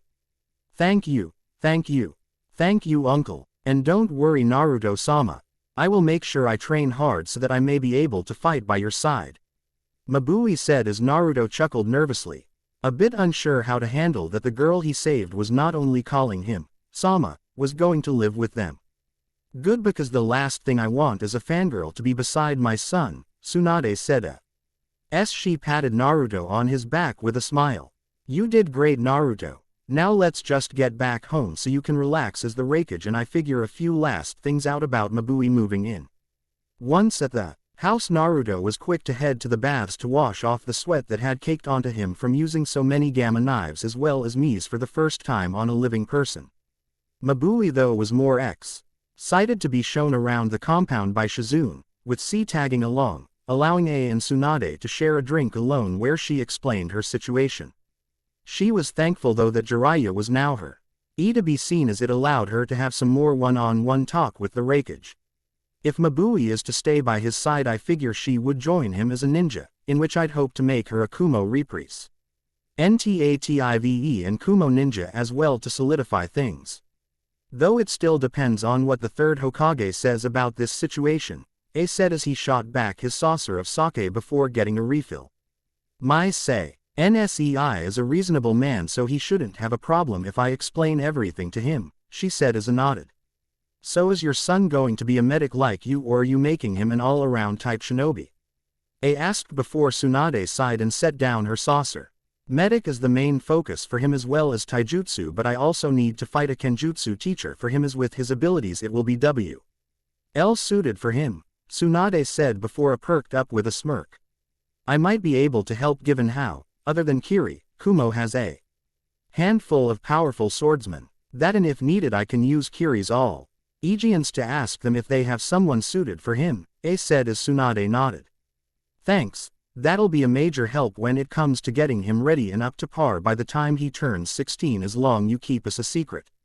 For the most part, Tsunade said before an excited Mabui rushed back into the room with a huge smile. I love it here, uncle. I am going to love living here.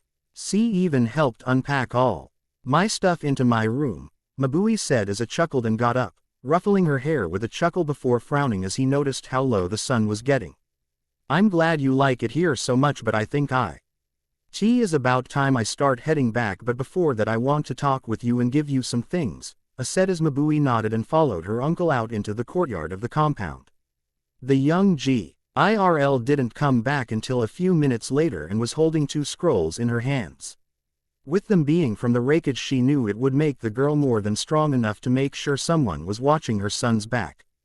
Well, I hope you're ready for everything up ahead, as if your uncle is putting you in my care and training I am going to make sure you can handle the world, Tsunade said as she eyed Mabui while sipping her sake.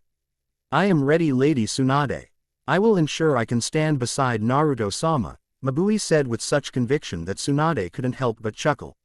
We start once you fully recover from everything, so be ready, for now you can help Shizune with dinner, Tsunade said before Mabui nodded and hurried off, making her somewhat look forward to the Kumo native and everything she had in her. 3 years later, 3 years until Konoha. Naruto let out another grunt of pain as he was tossed back by a powerful strike to his gut from the back of a sword. Over the last years or so he had finally started kenjutsu training after Mabui's uncle came through on how he said he'd help them with a kenjutsu teacher. The man though hailed from Kiri and was told, according to rumors around the elemental nations, to be a natural master without any teacher. The main reason he was picked was because, like Naruto, he too had an insane water affinity. The man was Yamamoto Aikishi and a master of a sword style called Shiger Soin Ryu, which was hailed as an invincible sword style.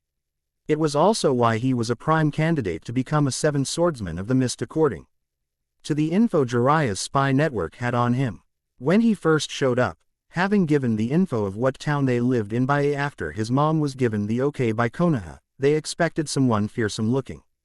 Instead though they were met with a man Shizune Nichan's age with spiky black hair, light brown eyes and a constant warm and cheerful smile on his face, even while in a spar. He mainly CK to wearing kamishimo and hakama pants with his 2 swords sheaths sitting on his hips. Nice try there, Naruto, but you need to move quicker than that to get past your opponent's guard, Yamamoto saw it with a smile as he rested one of his 2 unique blades on his shoulder. It's hard to get close to you when you've already got my scent with that sword of yours, Naruto said, pointing his basic cat Anna that Yamamoto had lent to him until he got his own from his mother once he turned 16, towards the sword in Yamamoto's left hand with the dog-shaped pommel. Yamamoto's two swords, one having a dog pommel and the other a swallow pommel, were a set that when used in unison was absolutely deadly and a true candidate to the seven swordsmen of the mist. Oh, don't worry Naruto, just consider this training with weights. If you can get a scratch on me, then that means you pass this level and we can move on to the next, Yamamoto said as he waved off his complaint, making Naruto groan before they both heard a boom of thunder. He worriedly turned around wanting to check up on Mabui, as she was the only one with an affinity towards lightning. It's okay Naruto, Mabui is fine as Tsunade told me to express. ECT some noises as they are apparently making progress on teaching Mabui her super strength, the swordsman said, only making Naruto worry more as he knew how difficult, and at times painful, learning that technique of his mother's could be. Although deep down he knew Mabui could handle it. Mabui, while still quite clingy to him, was a skilled and powerful kunoichi. His mom had decided to teach her he basics of medical ninjutsu, but she had also realized her focus was mainly taijutsu as her uncle had given her a rather powerful set of parting gifts. The main one that she was having the most trouble with was her uncle's lightning release chakra mode that she was determined to master enough to at least be able to use it in battle by the time they reached Konoha. He too had things he wanted to get some mastery over by the time they reached Konoha. Thankfully they were welcoming towards Mabui, enough not to refuse her passage into the village, after the Hokage explained things and returned the body of the Hyuga member that those going against the Raikage's wishes had demanded. All in all he was a bit excited and a bit nervous to head there once he became 16. Excited because of the new he'd meet and help with the training his mom gave him, and nervous about how they all will react to who his mom is and his powers. In the few years since curing Mabui's tumors he had increased his control over his fruit even more, to the point he could create a room with minimal difficulty, and he could make it large enough to almost cover the entire town they lived in. Though they had done the test at night to hide the blue tint his room brought forth. His hockey training with Jiraiya had allowed him to get to the point he could use his Kanbunshoku hockey much easier to use, and he had even unlocked his Busoshoku hockey and some minor Busoshoku koka, a technique that hardened his body even more than normal Busoshoku hockey. Although the most he could coat in it so far as was half of his forearms or half of his calves. Right now though, according to his mom, training in Kenjutsu and learning to use it in conjuncture with his fruit was the last step of his training besides elemental ninjutsu, both of which Yamamoto was teaching him. How about instead of getting a hit in on me, you show me at least one offensive and defensive stance starting now? Yamamoto quickly said before he charged at him with incredibly speed, leaving Naruto little to no time to react, immediately putting him on the defensive. Naruto gritted his teeth as he tried to use his haki to help predict his teacher's movements. But while he could see them he wasn't nearly fast enough to react in time. Thankfully his haki was also helping defend him against his attacks. Stop being so tentative and block better and attack for once. A familiar voice yelled out as Naruto grit his teeth and started, with help from the Kyuubi, started to summon water around him from the moisture in the air. Over the years, whenever he got the time, he meditated in an attempt to get closer to the beast he held inside him. The two of them got along well enough to the point the Kyuubi was willing to lend him a hand with his chakra much more willingly. They even worked together to the point he could handle 2 to 3 tails of his chakra without losing control. Shiger So and Ryu. Second stance, rolling rain, Naruto thought as he waved up the water around him with his sword, blocking Yamamoto's strikes before crouched down and dove through an opening in the walls of water. Now from defensive to offensive, the Kyuubi urged on as he went into his next stance, using the water walls as a mirrors to reflect his image. Shiger So and Ryu. Ninth stance, duplicate rain, he thought quickly as he used the mirrors as a distribution action to attack from above only for his sword to clash against Yamamoto's swallow pommel sword. Very good Naruto. While it was a bit slow to gather water and create the walls for rolling rain, you moved into duplicate rain very skillfully. That should be enough for today. Tomorrow we'll work on your speed at drawing water and ways to fill your battlefield with it without wasting any time, Yamamoto said. his usual laid-back smile adorning his face as he ruffled Naruto's hair, making him groan but nod. "Why don't you go check on your mom and girlfriend and see how they are doing?" Yamamoto said, making Naruto blush a bit as he coughed into his fist, a bit caught off guard with the girlfriend comment. She's not my girlfriend, she's just someone that feels they owe me something due to me saving them, he said as he struggled not to slug his teacher as he started to laugh and pat him on the back repeatedly. "Whatever you say, Naruto, I'm going to go take a dip in the hot springs and relax," Yamamoto said with a smile as he walked off, leaving Naruto alone before he started to walk off towards where his mom and Mabui were training.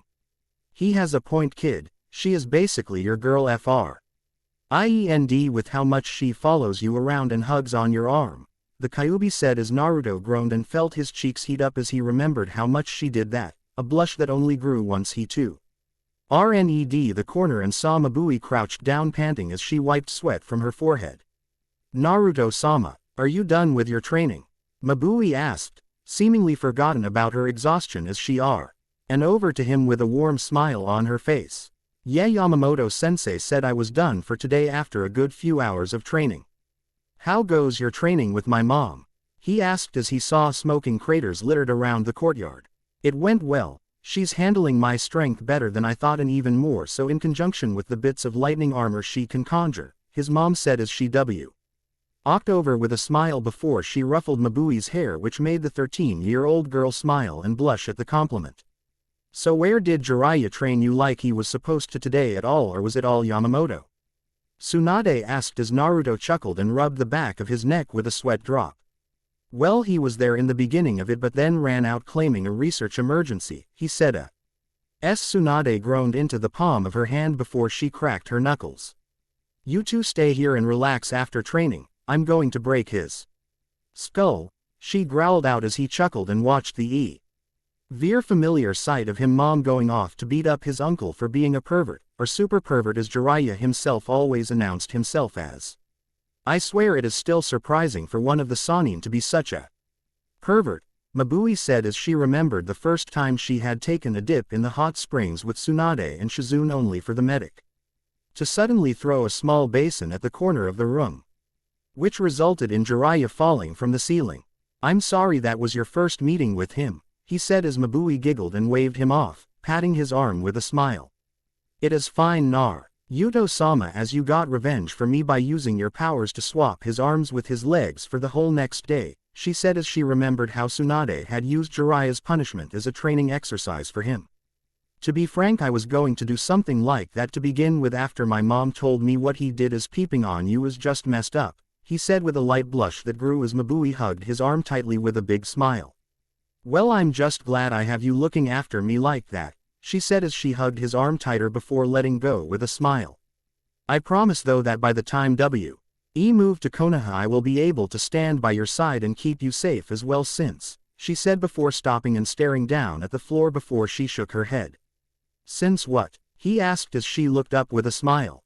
"It's nothing, Naruto-sama, but if you want to know you'll have to wait until we make it to Konoha and we both pass the test," she said as she stuck out her tongue slightly before hurrying off, leaving him confused while the Kyuubi just laughed in his head.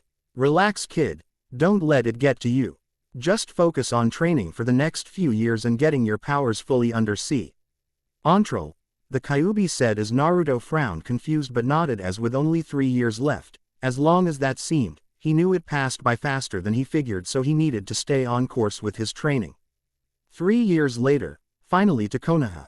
Her boy was now easily 6 feet tall, his spiky blonde hair still defying gravity with 2 spiky bangs framing his face and the sapphire eyes that looked over everything in his bag. His choice of outfits was nice, considering it was the outfit Shizune bought for his recent birthday. The outfit consisted of a pair of black sandals, dark blue cargo pants, a long-sleeve black shirt and an orange vest jacket with a black fur-lined hood. On each shoulder of his shirt bore the symbols of the clans of both his mothers, hers on his right and Kushina's on his left. Also around his neck and strapped to his waist were 2 very important items. Hanging from his neck was her grandfather's necklace as she had finally decided to give to him as for ONC. It felt right where the necklace couldn't curse him.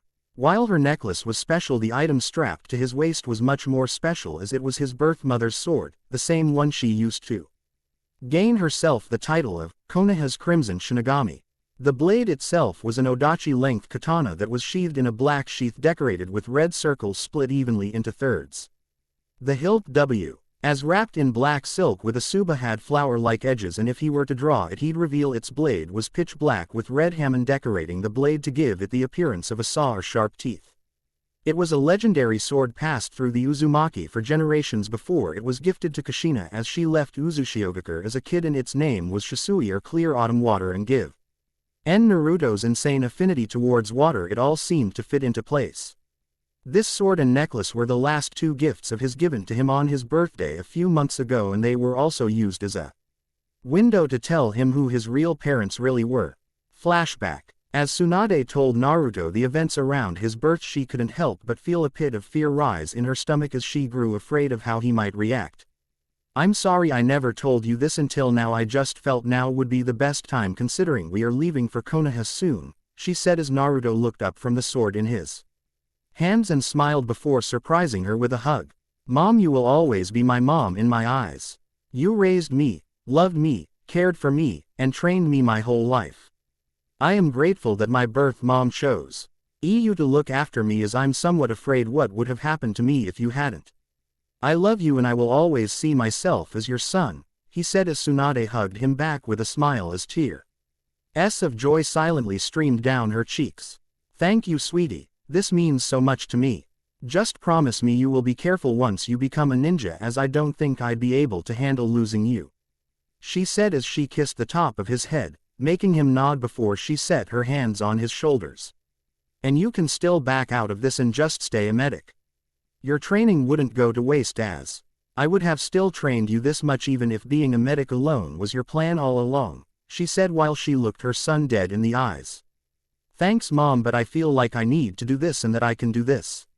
I'll be fine, as Mabui-chan will always be watching my back," he said as he put his hands on top of hers and gave them a squeeze. "I'll make you proud and put everything you taught me to use, I promise," he said before she chuckled and kissed his forehead. "I'm already proud of you and I will continue to be with everything else you do from now on. Now how about we get back to the part? Why, as you still need to eat some of the cake Shizune, Mabui and I baked," she said as Naruto nodded, slipping her necklace around his neck and carrying his sword in his hand. "Sounds great, Mom." Naruto ate as he and his mom left his room to go back and enjoy his 16th birthday party. Flashback end. "You got everything packed and ready to go?" she asked as her son looked over his shoulder with a smile before nodding and standing up, draping his bag over his shoulder. "Yeah, I double-checked everything to make sure everything not mainly important is in the main scroll. I did though decide to keep the scroll keeping everything from my birth parents' house as well as the scrolls listing my powers," he said as while she should have saved the scroll containing everything from Kushina and Minato's house for his birthday, she had instead given it to him after he had passed all of her, Jiraiya's and Yamamoto's tests. He had passed hers by showing the extent of his master over his fruit's power, his medical ninjutsu skills, and his ability to summon the slugs. He passed Jiraiya's by showing off his hockey skills, elemental ninjutsu, and the ability to summon the toads. And finally he had said Yamamoto's tests by using all 11 stances of the Shiger Soin Ryu that he had shown Naruto, as well as his ability to summon water from thin air. While he might not have all of his fruit's powers or his hockey mastered, they were at a level where they felt he could easily defend himself. All in all, over in the past 3 years he was more than at the level of a Chunin due to their intense training over the years. That's smart for now, but once we get to Konoha, Jiraiya is going to put it in a sealed safe that opens only to your blood and chakra to keep it safe, since that scroll has the instructions for the Hiraishin inside it. Plus I don't want your fruit's powers being leaked somehow," he nodded and looked around the room once more. "You know I'm going to miss this place considering how I've lived here my whole life so far," he said as Tsunade patted his back with a smile. "I know what you mean, as I've learned to like this place, but the main Senju compound in Konoha isn't too different from here," she said before he nodded and followed her out of the room and towards the front door of the compound where Jiraiya, Shizune, Yamamoto, and Mabui were waiting for them. Did you make sure you didn't forget anything, Naruto-sama? She asked with a smile as Tsunade, as well as the other adults, hid their smirks as Naruto blushed slightly as Mabui moved closer to him. She knew her son well enough to know that puberty had hit him hard around 14 or so, and since then he had noticed Mabui as a girl, which they figured would happen sooner or later given how much she hugged on him and how much she had blossomed over the last few years. In the past 3 years Mabui had grown some curves that came in the form of a rather full rear, from Tsunade had seen while they were in the hot springs, as well as a developing chest that was easily going on E-cup. All in all, they all had been trying to get the two kids together since it was clear Mabui had strong feelings for Naruto besides devotion, and Naruto, while a bit dense, had some budding feelings for her. Why yeah, sorry it took so long, Mabui-chan, he said as he rubbed the back of his neck with a chuckle as Mabui blushed, like she always did. At the addition of chan to her name ever since he started adding it a year or two back. It is fine, Naruto-sama. I'm just excited to finally visit Konoha after all these years with you, she said with a smile as she hugged his arm, making Naruto blush darker before Jiraiya chuckled and clapped his hands.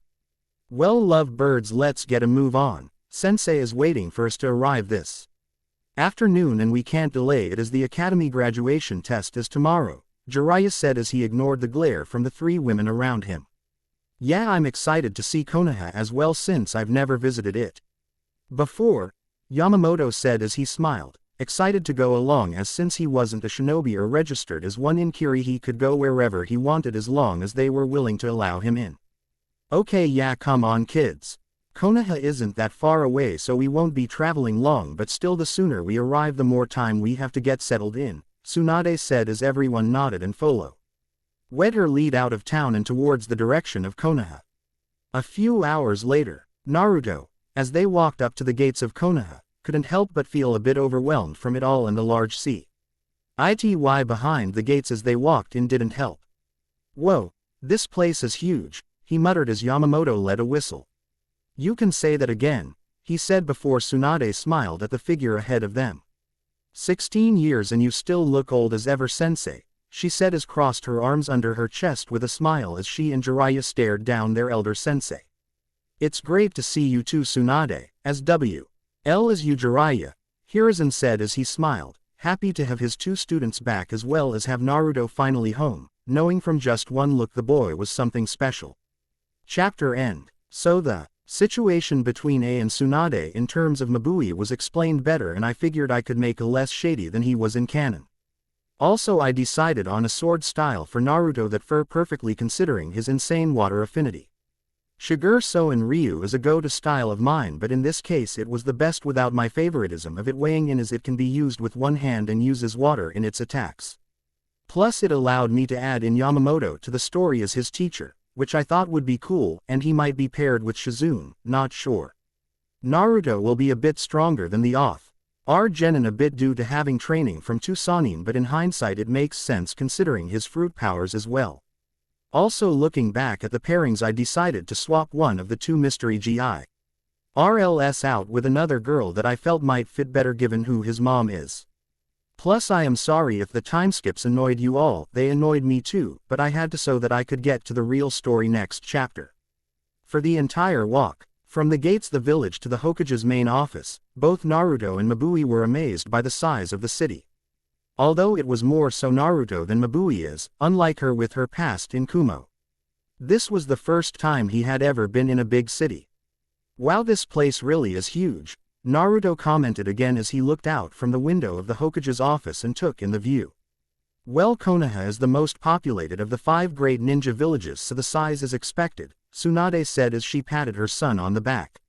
Now come sit down, as the sooner we get tea is over with the sooner we can head to the compound and get things unpacked, his mom chided him with a smirk as he chuckled and nodded, sitting down next to Mabui. I'm glad though you are interested in your new home, and I'll try and keep this quick so you may get settled down and maybe look around a bit before tomorrow, the 3rd Hokage, who had previously insisted to just be called Hiruzen by both him and Mabui, said as Naruto nodded. So before anything I figure everyone in the room isn't left in the dark regarding topics? Hiruzen asked as Tsunade nodded. I told everyone here everything.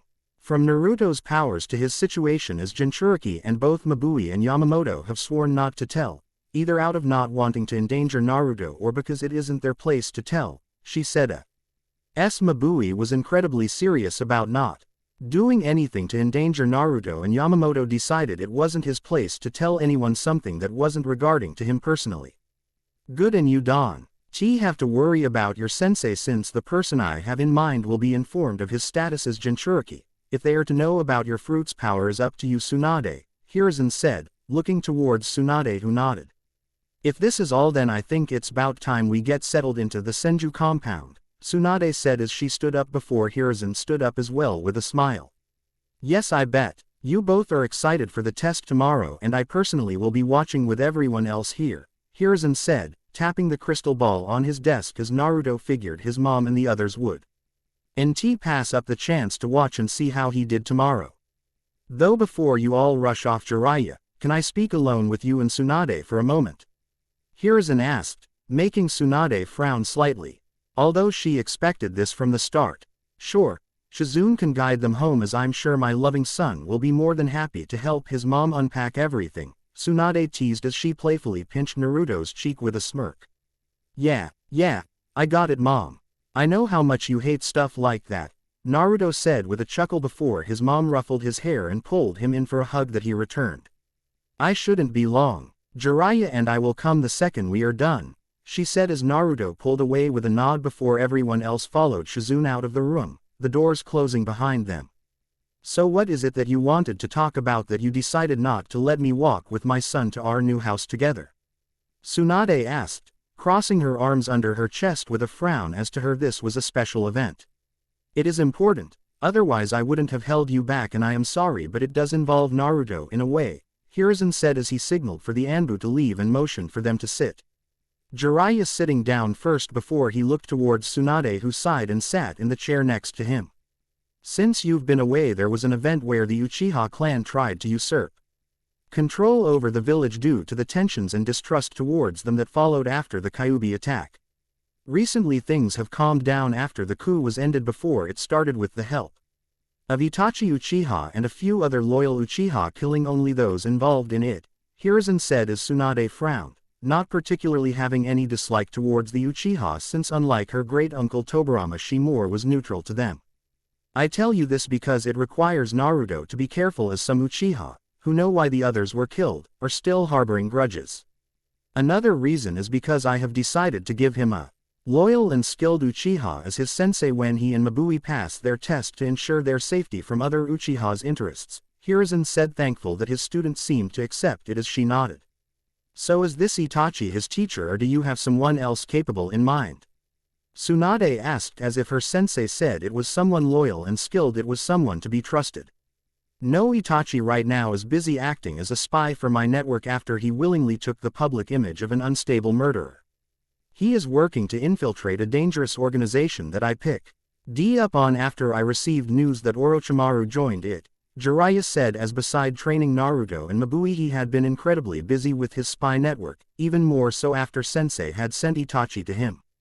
Jiraiya is right. Itachi is not available at this moment, but I assure you they are very capable, but it's best to wait until tomorrow to talk more, as they will be able to answer any question you have after they meet with Naruto and Mabui, Hiruzen said before Tsunade nodded and stood up.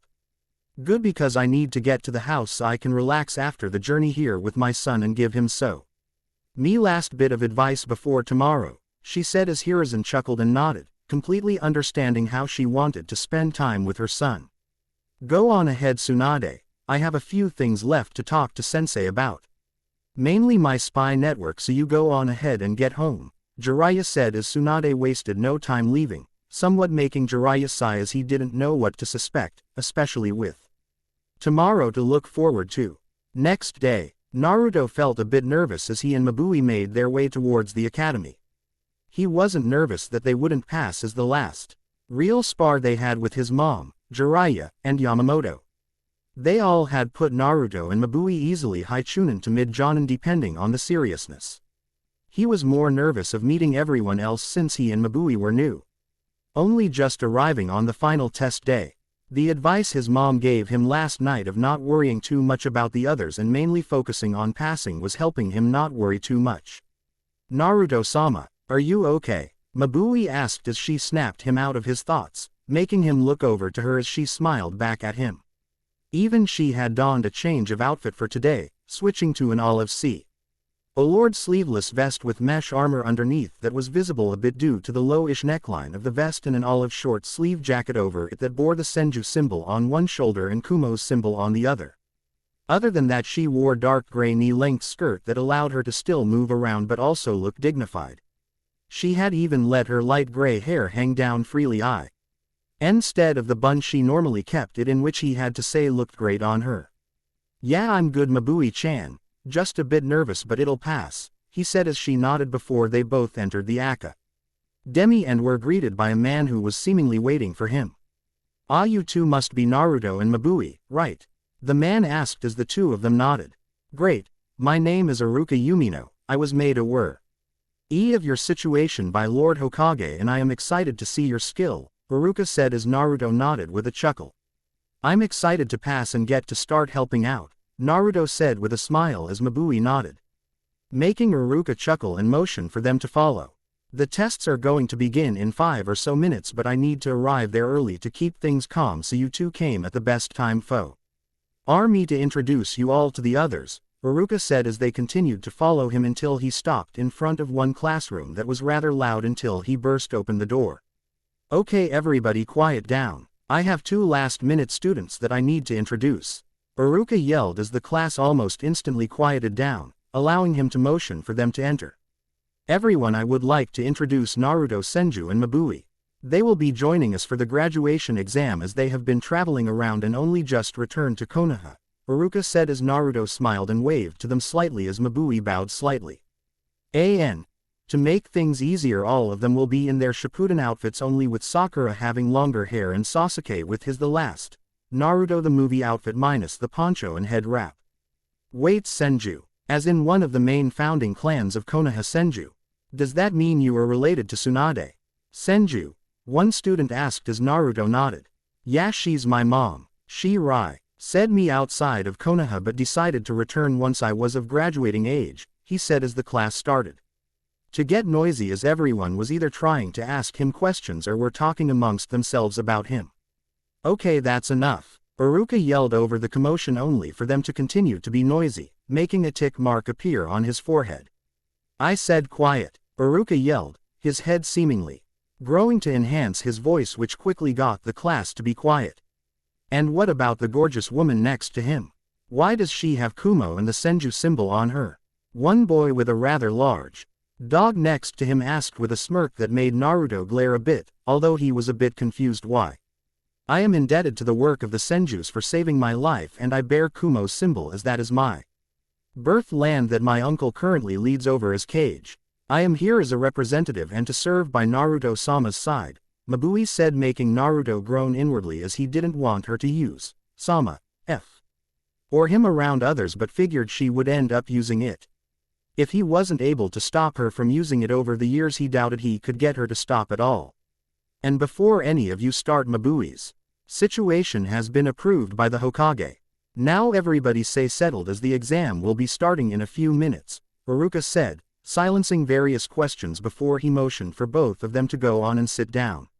Here, you can come sit down next to me, sweetie, the dog boy said as he smirked and licked his lips before Mabui walked right past him, seemingly ignoring him and leaving him shocked. Before Mabui looked back and smiled at Naruto. Naruto-sama, I found us 2 seats, Mabui said as Naruto chuckled and followed her up the steps past the dog boy and sat down on the middle seat with Mabui sitting next to him. Oi, what's the big idea? Don't you know who I am?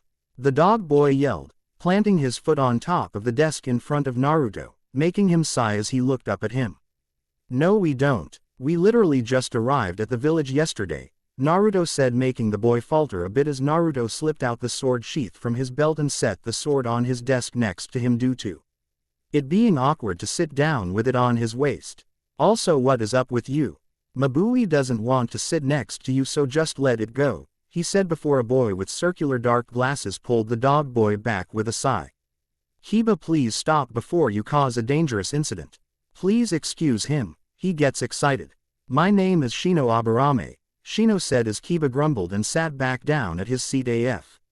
Iu rose down next to a pale-eyed girl who continuously snuck peeks up at Mabui before looking away whenever Mabui noticed. It's fine, not like I'm angry, just confused, he said before Shino nodded in. D went to sit down before a few moments later someone else stood up from further up front and started walking up towards them. The boy had black hair and onyx eyes that already seemed to be glaring slightly. Although that more seemed to be his resting face at him before stopping in front of his desk. Senju, do you actually know how to use that sword? The boy asked as Naruto looked up at him. It of a raised eyebrow before nodding. I have a name besides my clan's name, it's Naruto. And yes, I do know how to use it. I was trained for a good number of years to use it well, Naruto told him. Not quite sensing any real animosity in his tone but definitely felt the guy was a bit rough around the edges. It was probably tied to how he heard from Jiraiya that half of the Uchiha were killed by a man named Itachi. He didn't know why Itachi did such a thing but it made sense it affected some Uchiha around. We'll have to see about that, I'm interested to see your style, Sasuke said as he reached behind him and moved the Chikudo behind his back so he could see it more clearly. I guess we can spar a bit, always up for a challenge, Naruto told him, getting Sasuke to look him over before turning away without another word. Confusing Naruto before he heard a sigh above him as someone walked down the steps of the classroom. Sorry about my brother, his social skills are a bit poor and he's guarded.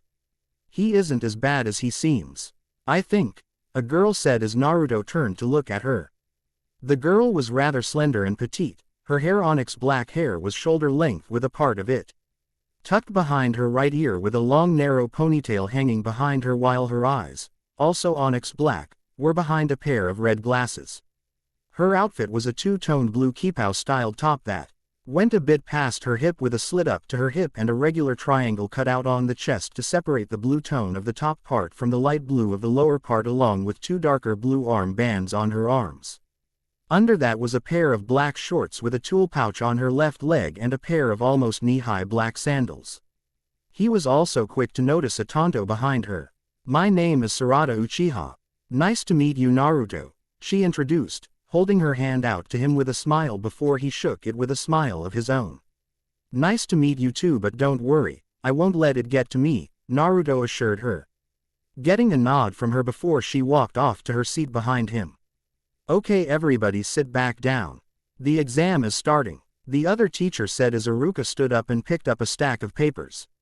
The graduation exams is divided into three main parts: written, accuracy, and physical. The written is simple, fill out the test to the best of your abilities and when you are done flip it over. Accuracy. Once this is done, will deal with how well you can hit a target with a variety of tools. And physical will be how well you can use the three staple jutsu of any ninja and at least two elemental jutsu to prove you at least have a grasp of control over your chakra, Iruka said as he had went around and handed out the tests as Naruto inwardly groaned but picked up the pencil. Tests might not be his thing but his mom at least ensured he wasn't an idiot with all the lessons she and Shizune had given him. All I have to do is get through this first part and the rest shish. Old be smooth sailing and the interesting parts will come, he thought as he quickly got started. Hokage's office. Well so far we can't see much because it's only a written test but that Inuzuka boy is quickly starting to butt heads over Mabui. I wonder if this will help Naruto get with her faster, Jiraiya said with a smirk as he started jotting down some notes before quickly stopping as Tsunade's glare sent a shiver down his spine. Don't take notes on my son for your perverted books. Though I do find this situation cute for them, Tsunade said as Jiraiya quickly nodded and put away his notepad out of fear of being slugged by her. Thankfully the written portion never takes that long so we should be seeing the other parts soon, Hiruzen said as he let out smoke from his pipe. I too am excited to see how well young Naruto and Mabui do and what elemental jutsus they show off to the instructors, Hiruzen added as he looked towards Tsunade who merely smirked. Well Mabui has a few light ing with Naruto being all water but Yamamoto taught him a few that will make things interesting, Tsunade said as the smiling swordsman in the room nodded. Now I'm looking forward to it even more. Here, Uzen said as he turned back to the crystal ball atop his desk. Academy. Naruto groaned as the test had finished and they had all been brought out to the training field behind the academy where numero as targets had been lined up with a large assortment of ninja tools lying on tables nearby to use. The next portion goes as follows. You will test your accuracy with these targets and a total of 10 tools of your choice. Your score starts at 100 and for each bullseye no points are deducted, but the further the ring out you hit the more points you lose. Mizuki, the other teacher that he had learned his name from a boy named Shikamaru, said as he motioned towards the tables. You can use kunai, senbon, or even all shuriken if you want, but you must use at least 10 and there is no extra credit for the difficulty of tool or using more than 10, so use what is best for you and will ensure you do not miss. Iruka added as one by one they guided each student to a table with a target across from them. Other chunin arrived to help take score of the students to speed up the process while Naruto looked over the table. Please Senju-san, pick whatever tools work the best for you, the random chunin s. 8 as Naruto nodded and picked up 5 senbon, as they were what Shizune had taught him with, and 5 kunai which were the basic tools. So I just have to hit the target and aim for the center, right? Naruto asked as he lined up with the target that was several yards away, holding the senbon in between his fingers of his closed fist. Yes, but in between each shot the tool must be removed for the kunai due to the small size of the bullseye, the chunin said as Naruto nodded and fired the first barrage of 5 shots, all perfectly hitting the center in a tight grouping. Senbon were the easiest for him to use due to his steady surgical hand and training for several years. Perfect grouping, amazing job. Not many people actually succeed with senbon, as we like to call them, the genin killers. As when others try to use them their scores are dropped due to failures. I think one other student last year is the only one to succeed with them, the chunin said as Naruto chuckled as the senbon were removed. Well, they are my main projectile. Kunai though are good as well, Naruto said as one by one he fired each of the 5 kunai at the target, easily hitting the mark as compared to Jiraiya's asked moving clones. He was sure he could hit these with his eyes closed. Not that he'd do that for this test. Perfect score Senju-san. Amazing job, the chunin said as he finished jotting down his score before nodding and walking off. Naruto-sama, I see you got perfect as well, Mabui said with a smile as she too had passed this version quite fast, as with the amount of people teaching them they were meant to be well-rounded. It's a decent test with the distance of the target, but it was pretty easy, though we might be a bit biased due to how Jiraiya used to train our marksmanship, Naruto said with a chuckle as he and Mabui moved over to a nearby bench to sit down and wait for the others to finish up, as he was looking forward to the next and final portion of the test. Do you already have the jutsu you wish to reveal to pass? Mabui asked with a smile, happy to be so close to being able to finally stand beside him as a shinobi and protect and fight with him. I have a few in mind, one for sure that I am going to use, as Yamamoto said it would shock some people, Naruto said with a smirk as Mabui giggled slightly, already having an idea of what jutsu he was talking about before he looked over to her. What about you? Any ideas of which ones you will use? I doubt you'll show them the big guns though, he said as Mabui smiled and shrugged her shoulders slightly. I'll be able to decide Ossier when it is time, which looks like it is now, Mabui said as Iruka was now calling for them to group back up. Okay, with that the second portion is finished. Now stay together as the net part require Acess to make our way the arena in town, since we cannot be firing off elemental jutsu safely around here, especially with some earth-style users amongst you all, Iruka said as they all started to leave the academy. So Iruka-sensei, will we be given our headbands at the arena, or will we have to wait a day to go over the results? Naruto asked as he and Mabui moved up to the front so they could ask. After everyone is done we will be moving back to the academy to officially announce the results and hand out headbands one by one. Team placement though is tomorrow, as the Hokage has to go over the students that passed with the available jonin to see who would benefit from which jonin, Iruka said as Naruto nodded, and they continued to follow Iruka until they arrived at the large arena. This arena is mainly used for the chunin exams whenever they are set to be hosted in Konoha. One by one you all will be called out to show off the 3 staple jutsu and at least 2 elemental jutsu to show you can handle using jutsu. You may show more to make up for points lost in the test and accuracy portion, but we only accept one extra. You gain points for the show of control over, Haruka said as Mizuki let out a whistle. Everybody make your way to the waiting room on the second floor. When the chunin waiting there calls out your name, you may make your way down. We'll be starting with Shino Abu, Raim, and be moving alphabetically from there, with Mabui being grouped with the Senju. Name, Mizuki said as they had been a bit confused by Mabui's lack of clan name, not knowing it was a Kumo tradition for the family of Kage to abandon any clan name to prove devotion to serving as Kage along with the name of A. Mabui, though, at the thought of having Senju as her clan name, blushed at wetted brow. GHT in her mind before Naruto snapped her out of her thoughts to allow her to follow the rest to the waiting room. One by one students came and went for their tests, Naruto mainly relaxing beside Mabu. As they patiently waited for their turn. So Senju, what affinity do you and the Kumo girl have? Sasuke asked from his seat at the far wall behind them. You'll have to wait and see for when we use them around others. Part of being a ninja is keeping skills hidden to get the upper hand on opponents, Naruto said as with all of his abilities, from his fruit and haki to his status as a Jinchuriki, he had been raised to never reveal anything until there was a time he had to. Sasuke, despite the fact that he walked away, didn't really seem annoyed. If anything, he seemed like he liked the answer. A look over to Sarada, who merely shrugged, which was a sign that it wasn't anything bad. Next up is Mabui. Senju, please make your way to the arena for your test, the chunin said as Mabui smiled and stood up. Wish me luck, Naruto-sama, she said as he smiled up at her. I know you'll do great, so knock them dead, he said before she nodded and walked off to start her test. Hokage's office, though, just before he was called down, a knock came at the door behind them.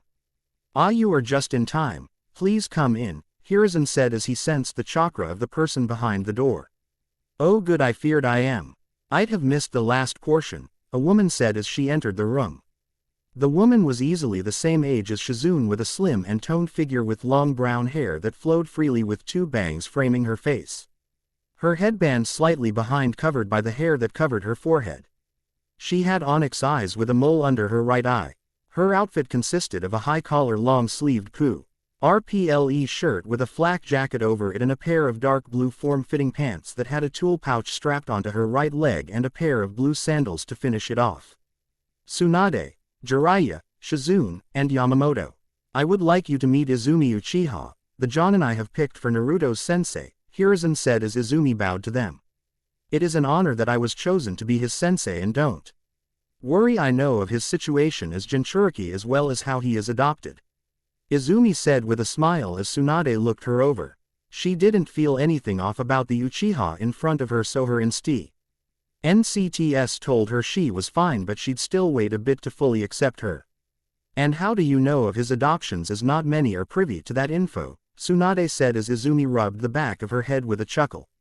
Well, Makoto Uchiha was best friends with Kushina, and she knew of the situation of you being Kushina, child's godmother, as well as what name Kushina had in mind. But don't worry, Makoto, and I have already been told by Lord Hokage not to mention anything, Izumi said as Tsunade nodded, figuring Makoto would want to see Naruto sometime soon, with her being Kushina's best friend and all. Okay, enough chatting. Naruto is about to start, Jiraiya said as he pulled up a chair for Izumi next to Tsunade, and they all sat back down, excited to see Naruto pass the final portion. Arena. Naruto smiled as he stood in front of Haruka, Mizuki, and another chunin as they sat behind a table near the edge of the arena. Okay, first you will start with the three staples, a clone, kawarami, and a henge. How many clones you make is up to you, but one is the minimum, and you may henge into anyone you wish as long as they are well known, Haruka said as Naruto nodded. The clones were simple to make, as he created 3 with a one-handed hand seal. He chose to make simple clones and not shadow clones, as those were for different occasions. That in using simple clones helped his control, since in the beginning they were almost impossible for him to make due to the size of his reserves. Nice work on the clones, the look incredibly solid and well detailed, Mizuki commented as they jotted down his score. Onto the kawarami, please. We have scattered logs and other things around for you to swap with, so it shouldn't be a problem, he added as Naruto nodded before the other chunin threw a paint bomb at him. allowing him to substitute with a log to show that he was capable of swapping places. Good reflexes and nice smooth kawarami. Now please return and show us a henge, Haruka said as Naru. To swap with the log again with a smile and quickly thought over who to change into before deciding and transformed with a puff of smoke. As the smoke died down he had decided to henge into his mo. There as she was the person he knew the best, since she was his mom. Is this good enough? Naruto asked, perfectly emulating her voice before he crossed his arms with a smirk, unaware of the proud SMI. From his mom as she watched as he had gotten her appearance perfect. Ah Lady Tsunade, makes sense you'd choose your mom and it is very well done. Even the voice is indistinguishable from when heard her at the briefing Lord Hokage gave about her and Lord Jiraiya returning to the village earlier today, Haruka said as they finished jotting down the scores for the 3 staple jutsus. Now you why lower the henges now it is time for your 2 elemental jutsu, Mizuki said as Naruto dispelled the henge. Before you start we need to know your affinities so we can be ready to score you correctly. On the element you use, Haruka said while Naruto nodded with a smile. I have water as my main and wind as a sub-affinity. I will though be showing you mainly water as it fits my style better, Naruto said as the 3 Chunin nodded and Haruka motioned for him to begin. Naruto smiled as he ran through the 3 simple hand signs for the first one before he took a deep breath and aimed his towards a nearby tree. Putting his hand in front of his mouth in the shape of a circle made with his fingers. Water style. Water trumpet. He yelled as he fired out a large jet of water that crashed into and destroyed the tree it was aimed at. Very nice job. Quickly molded the water and the pressure of it was very good. A definite pass. Now please move on to the next, Haruka said as Naruto smiled, proud of how well he did. This next one was something Yamamoto had taught him as a stable to being a swordsman. The seals were simple as he took in a deep breath before steadily letting out a stream of mist that slowly started to fill the entire arena. Hokage's office. Oh my, you taught Naruto hiding in mist. Isn't that something only passed really around to swordsmen of Kiri? Izumi asked as Yamamoto nodded, smiling as he saw the consistency of Naruto's mist. Yup, but I figured he was my student and with his affinity towards water he is a natural with it. His mist is even better than mine due to how well he can draw forth water, Yamamoto said before Tsunade shushed them. Quiet, I want to see my baby pass, Tsunade said as they both nodded with a chuckle and turned back towards the scene. Arena. Whoa, this is definitely surprising. You never see this technique really outside of Kiri, Haruka said as he couldn't see even 2 inches in front of him and his echolocation jutsu was messing up due to all the chakra in the mist. Yeah, the teacher I had teaching me how to wield my sword taught it to me. He said I could find use of it with my sword style, Naruto said, his voice bouncing around through the mist, disorienting the 3 Chunin as they couldn't tell where he was. Please dispel the mist as we can't write your score with it up, Mizuki said as Naruto chuckled, slightly making hem tense at the tone the mist made it sound. Got it. Wind style. Great breakthrough, Naruto said before a powerful gust of wind blew the mist out of the arena, dispelling it as since it was made by his chakra his wind would be able to blow it away without it coming back. The mist was very impressive and a definite pass. Plus the added wind jutsu was of passing quality as well and shows UCA. NU's wind alongside water, Haruka said as they finished up jotting down the scores. It is safe to say you have passed this last portion of the test. Your final results will be revealed when everyone is finished and we head back to the academy, Haruka added as Naruto smiled and left the arena, excited to get his headband after all of this. Naruto-sama, how do you think you did? Mabui asked as she had seemingly been standing and waiting for him to return. I feel I did really good but we'll have to wait and see when the scores are announced, Naruto said as all they had to do was wait now. Then, fully there weren't too many others after him as they were able to return to the academy by the time the sun had just barely went past halfway through the sky. The classroom, after the teachers had left, was buzzing with noise and talking as others talked amongst themselves, wondering what ranking they got, if they had been good enough to pass, or making guesses of what teams they all would be on. So, how do you think you did? Choji, if he remembered the boy's name correctly, asked as he snacked on some chips that he seemingly had in his bag.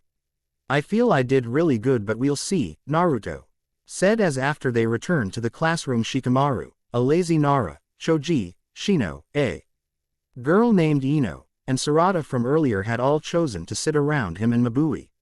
Shikamaru had originally sat WN near him as he claimed it was quiet around him, and Shino, Choji, and Ino had all followed suit.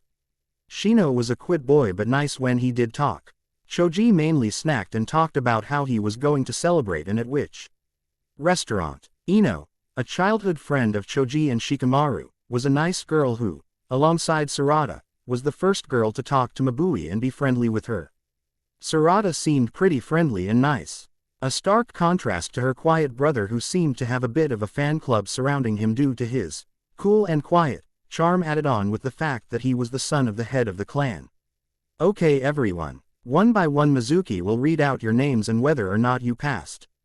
If you passed, then come down and get a headband. If you failed, then you can always try again next year, as there is nothing wrong with that, Haruka said as Mizuki cleared his throat, and one by one it was revealed if they passed or failed. Shino was the first of the group around Naruto to be called down with a pass, with Choji following suit. Shikamaru was next to pass before the names came around to S. Mabui Senju. Pass, Mizuki said as Mabui smiled brightly and in her excitement hugged Naruto, who hugged her back before her face lit up dark and she quickly rushed off to get her headband. Ah, you two make such a cute couple, Ino teased as Naruto coughed into his fist. We aren't dating or anything, he said as Haruka talked with Mabui, congratulating her on passing. For now, I'm guessing, Ino added with a teasing smirk before Sarada rolled her eyes. Don't tease him, Ino. Not everyone is there for you to pair up, Sarada said, getting a playful smirk from Ino that showed this kind of thing might be the norm with the blonde, before Mizuki saved Naruto by going to the next name. Naruto Senju. Pass, Mizuki said as Naruto smiled and walked down the steps past Mabui, who was holding a Konoha and Kumo headband. He quickly figured a probably sent it ahead of time for her to show he was still with her. Naruto Senju. I didn't doubt for one second that you would pass given how your mother undoubtedly trained you, but from now on you forge your own name. You may be a Senju, but now you are a Konoha ninja and will represent the village. I wish you luck and that you grow even more from this day on, Haruka said with a smile as he handed him a blue-clothed Konoha headband before they bowed towards each other. As Naruto sat back down, he held the headband in his hands with a smile, excited he had finally taken the first step on his path of being a ninja. Both he and Mabui were a bit silent as they waited through more names, Sarada eventually being called before Ino was one of the last names to be called due to her name being Yamanaka. He even was in a daze slightly. Haruka's farewell speech, as all he knew was that tomorrow he was to be assigned onto a team with a sensei where it would all really start. And he couldn't be more excited.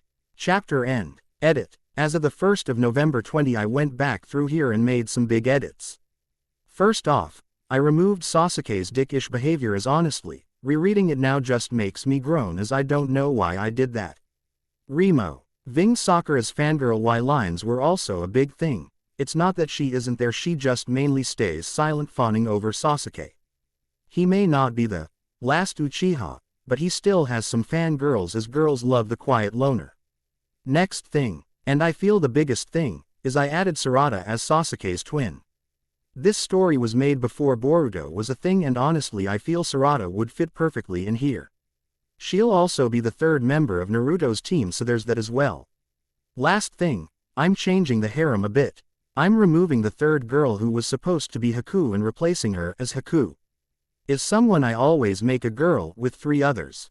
Meaning now it is a harem of 5 girls. I am so incredibly sorry for the delay, ended up having to get blood work done, nothing serious don't worry, and Hat took up half the day yesterday and I tried my hardest to get it done before going to bed, staying up till 5 a.m. to attempt to get it out, but I wasn't able to and my computer was being crap and doing an extra long upload this morning. Skeptical smiley face. I will though be making sure the story tomorrow is posted on time for sure, I hope, unless life annoyingly gets in the way again. Itachi being a spy in the Akatsuki. I will be delved on more later as I wanted to include it earlier on but it was somewhat hard to fit in. Basically he killed only the Uchiha involved in the coup, and let himself be the scapegoat before Leaving the village to be a spy in the Akatsuki for Jiraiya. Naruto's sensei Izumi is the girl from the anime that had a crush on him, and I am giving her MS as Itachi probably used Tsukuyomi to help her as they were somewhat close before he left. I really like the idea of her MS specialty, like how Itachi's was Tsukuyomi and Sasuke's was Amaterasu, as it makes her unique and powerful. For Kiba he has a thing for Mabui, and Mabui literally only has eyes for Naruto, so that'll be interesting for future moments. Also, I wanted to make the test simple but still a bit evolved with the use of Entel Jutsu and the target practice being much farther away. I was debating adding a combat test, but I decided it was unnecessary as the test is about whether they have basic skills to be shinobi, and combat was something they covered long before, a midterm test if you will. Also, for the hint of the next girl to be introduced as part of the harem, I'll give you this: she graduated last year before Naruto's year and was hinted towards during the accuracy test. That probably makes it obvious, but consider that as a present for this super late update. Rate and review. Bye-bye. As the next day ROLLED around, Naruto was still excited to learn who his sensei would be. He already knew his team was just going to be him and Mabui from what his mom told him, but his sensei was still a secret that his mom told him to be patient and wait until tomorrow to see. But as he sat in the classroom, waiting for the teachers to arrive, his excitement only grew more and more as each minute passed. He was finally going to become a full-fledged ninja with a sensei and everything. He'd be able to go on missions and make a difference with things and use his abilities to help. So who do you think is going to be on your team? Ino asked, snapping him out of his trance before he looked down to the new friends of his. Well, I know I am going to be on the same team as Naruto-sama, but I don't believe we will be getting a third team member, Mabui said, blushing a bit as Ino sent her a teasing smirk and nudged her with her elbow. Really? Though a two-man team makes sense considering you two have been trained together for a good while, Shikamaru said before letting out a tired sigh. I just hope my teammates aren't too troublesome, though knowing the Ino-Shika-Cho trio I'm going to have quite the bother. He grumbled out before Ino grew a tick mark on her forehead. What was that, Shikamaru? She growled out, making Shikamaru sigh again. Troublesome, he droned out as Choji and a few others around him chuckled while Ino glared at him half-heartedly. I know we won't get any actual exciting missions off the start, but I still am looking forward to this a lot. Being an official ninja on an actual team, with a sensei is the real thing, Naruto said before sighing as Kiba moved up towards them. So babe, you think we are going to be on the same team? I certainly hope so, Kiba said with a cocky grin while Mabui could only roll her eyes. Kiba, stop it. Mabui isn't interesting in your fleabag self and for sure isn't going to be on your team, Ino said as she shoved him away with a slight glare. Oh really? How do you know? Kiba asked as Naruto rose his hand. I talked with the Hokage the first day we got here and he said we would be on the same team since we've lived together for a good couple of years, Naruto said with a slight glare. Annoyed again by the Inuzuka's attitude. Oh really? What makes you get special treatment? Kiba asked as Naruto rose an eyebrow at him. I don't get special treatment. My mom is his former student and wanted to meet him with us, and he then told us, with how since me and Mabui have been living together for a good while, it makes sense to keep us together, Naruto said with a sigh before Shino nodded. He is right, Kiba, as they have been trained together while you have not. Hokage-sama would of course keep them together, Shino said, as to him it was the only outcome that made sense. And if I was on your team I'd ask for a change for sure, Mabui said, smirking as Kiba visibly became deflated before taking a step back. Whatever, maybe when we go on a MI Seijin together you'll see differently, babe. Kiba shrugged it off with a wink before Iruka walked in. Alright everyone, sit down so we can begin, the Chunin said after clearing his throat to get their attention. Thankful that he didn't need to yell today. Today is a big day for all of you, as today you will find out your teams, but before that I must say how proud I am of all of you making it this FAR, and from here on out you are no longer my students but my comrades of the Hidden Leaf Village, Iruka said, smiling as his class clapped at him with smiles. Okay, enough sappiness, let us get started, Iruka said before clearing his throat and quickly reading through the list of names and listing their team number and sensei. None of the names though were any Naruto recognized until they got to Team 7. Team 7 was Sasuke, Sakura, and a boy named Sai with their sensei is Kakashi Hatake. Team 8 ended up being Shino, Hinata, which was the name of the girl who kept nervously staring at Mabui, and Kiba with a woman named Kurenai Yuhi as their sensei. Team 9 was still active and Team 10 ended up being Shikamaru, Ino, and Choji with a man named Asuma Sarutobi as their sensei. And finally Naruto Senju and Mabui Senju.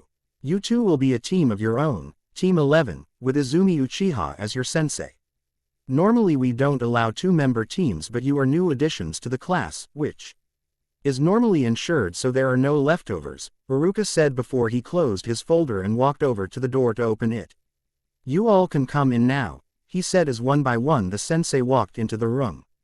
From now on these are your sensei and they will continue to train you and ensure you grow stronger under their teachings.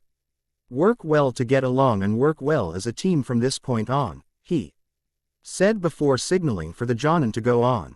Naruto looked around for his sensei before he saw a brown-haired woman walk up to him. Nice to finally meet you, Naruto. I am Izumi Uchiha and from now on I will be your sensei, she said as Naruto stood up with a smile.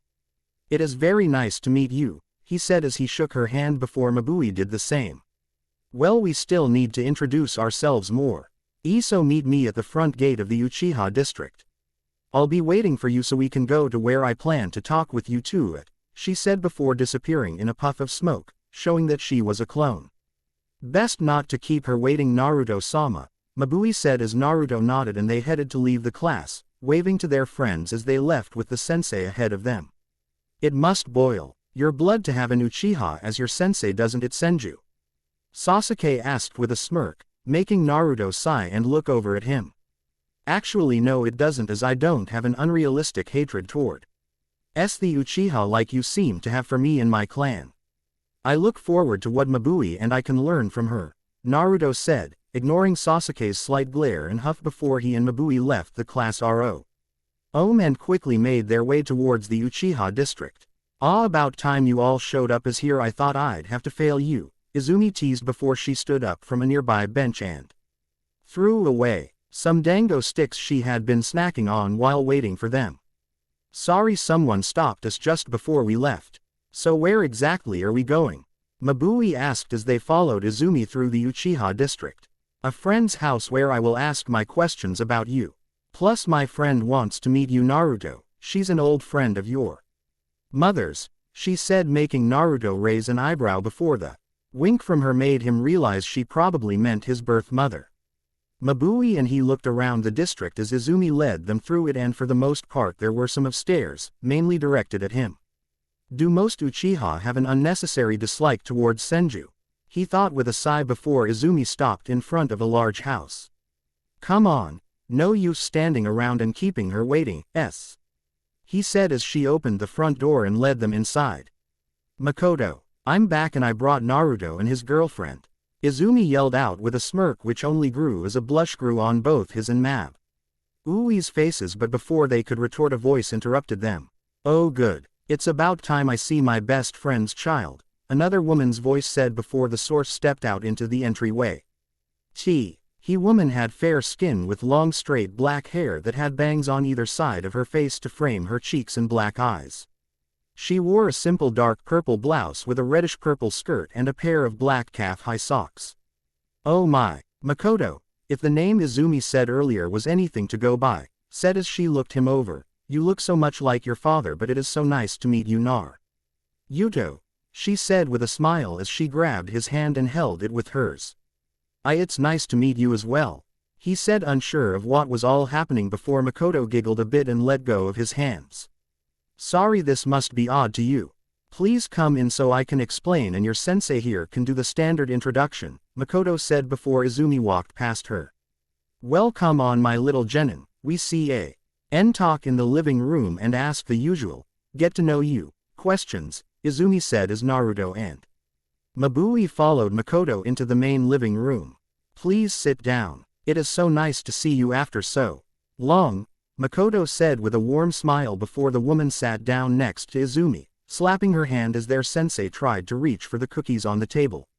So you know my mom, like my birth mom.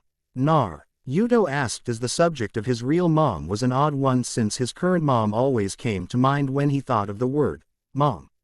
He didn't doubt his birth mom loved and cared for him while he grew inside her, but Tsunade was all he knew in terms of a mother. Yes, she was my best friend and rival. We even were on the same team as Genin.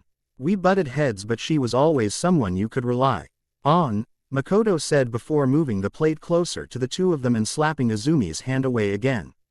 "Ow, fine Makoto, I get it, no cookies," Izumi grumbled before she cleared her throat. "How about we get on to the team introductions?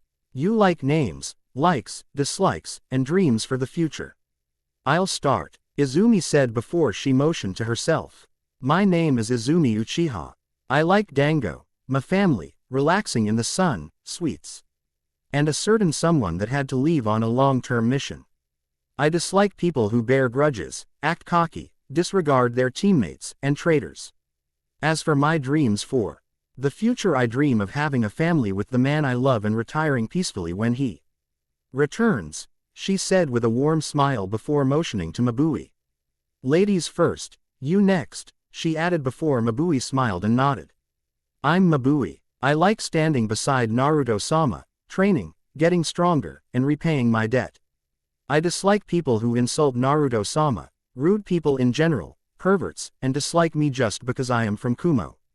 My dream is to become a strong kunoichi able to bring pride to Kumo," and she said before trailing off and her eyes flickering towards Naruto for a second before blushing, making both Izumi and Makoto giggle. "Okay, we get it. How about you, Naruto?" Izumi said as teasing and getting the two of them closer was going to be really fun. "Well, I am Naruto Senju. I like training, spending time with my friends and family, and working to become a better medic and swordsman. I dislike rude people, perverts, traitors, and people who leer at my mom.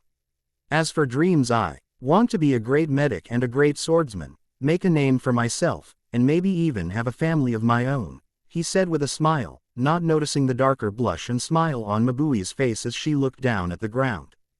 Very nice goals, the both of you. Now normally I'd give you a final test, but honestly I don't feel you need it," she said as she stood up and smiled at the two of them. Final test is mainly to see if you can work alongside those picked to be on your team, but you've trained along Mabui for several years, so I doubt I have to worry," Izumi said as she had already got the okay to skip over the test by the Hokage if she felt like it. "Plus I think you can listen to me well enough," she added as Naruto and Mabui nodded. "We look forward to working with you, sensei," Mabui said with a bow before Naruto did the same. "Good, because we start missions tomorrow, so go share the news with Tsunade and enjoy the rest of the day as tomorrow we'll be going on a lot of missions," she said as the two of them nodded. "I'm sorry that we have to leave. I'd like to talk to you more about my birth parents and stuff," Naruto said as Makoto nodded with a smile. "That would be wonderful. Feel free to drop by whenever you want. My doors are always open to you and Mabui," Makoto said before picking up the plate of cookies. "Please take some for the road," she insisted with a smile. Naruto and Mabui took a cookie before leaving to head back to their home. "I swear he's as energetic and bright as Kushina," Makoto said with a nostalgic smile from remembering her best friend. "And I can tell he'll be surprising just like how she was from your stories of Kushina," Izumi said as she quickly snatched a cookie off the table while Makoto rolled her eyes but smiled, hoping her words to be true. "Our missions tomorrow most likely will be D rank, but even then I find myself looking forward to them a bit," Naruto said as he held his hands behind his head with a smile. "Same here as Dai Tsunade did say we all have to start at the beginning before getting to the more serious missions," Mabui said before they saw Shizune walking down the street, who in turn noticed them. "Oh, hi, you two. Already done with your first meeting with your sensei?" Shizune asked, excited to see how it went for them both. "Izumi-sensei was very nice and friendly. We met at a woman named Makoto's house and got to know each other," Mabui said with a smile as Shizune nodded, already having known that Izumi planned to introduce Naruto to Kushina's old friend. "Makoto is a very sweet woman and I'm glad you get along with your sensei so far. Your mother is probably excitedly waiting for you to return," Shizune said to Naruto before she looked at the time with a frown. "What's wrong, Shizune?" Naruto asked as Shizune sighed. "I have to rush to the store for something and need some help. Mabui, can I maybe get your help? Shizune asked, trying to send Mabui a signal, which the girl thankfully got as her eyes widened and she nodded. Of course, I don't mind helping you at all, Mabui said before looking over to Naruto. I am sorry Naruto-sama, but are you okay with going home without me? She asked as he nodded. Sure, but I can come along if you need the extra help, he offered before both of them waved him off. We should be able to handle it. Thank you though for offering. 4. Now you should head back home and share the good news with your mom, Shizune said while he just shrugged his shoulders and watched as the two of them walked off, leaving him alone to head home. Though, as he headed home he was distracted as, while passing by a nearby training grounds, he heard the sounds of something hitting into wood rapidly. Curiosity got the better of him as he could hear the whoosh of things flying through the air before hitting what he figured to be a wooden target, and grew interested in how someone could be throwing weapons so fast. As he peeked into the training grounds from the leverage point of a high-up branch on a tree, he was surprised by the amount of wooden targets, all covered with metal weapons embedded into them. And even more surprised by the variety of weapons in the targets, as well as the fact they were still being thrown by someone. The person was a girl with soft brown hair done up in 2 buns with a pair of brown eyes that he could see were narrowed in concentration. She wore a white long-sleeved high-collared white blouse with maroon edges and a pair of maroon puffy hakama-styled pants and a pair of black fingerless gloves and black sandals to finish it off. Her body, not that Naruto was looking, was lean, her chest not too big but not small, being around a mid-B cup, with a rather toned and bubbly rear. Though, before he could watch more, he quickly had to leap back to avoid a shuriken thrown from his right, and a figure appeared behind him. What are you doing here, spying on my teammate? A male voice asked as Naruto turned around to face a rather annoyed-looking Hyuga who had his Byakugan activated. Wasn't exactly spying, just curious what the noise was since I could hear it from the nearby street, Naruto said as the Hyuga didn't look convinced. Team 9 has this training field booked, so best to go on your way before you get in trouble, the man said before they heard someone sigh. Neji, no need to be so serious like that. He was just interested and came to check, the girl said as she stepped out from the bushes, having heard her teammate rush off. Her sentence stopped midway as her eyes widened as she looked at Naruto. Why, you're Naruto Senju, son of Tsunade Senju? Right, the girl asked as Naruto nodded and stood up, dusting off his pants. Yeah, sorry about peeking in on you. I just heard so many weapons hitting targets and was curious to see it, Naruto said before the girl grabbed his hands and looked up at him with stars in her eyes. Oh my god, I can't believe it's really you.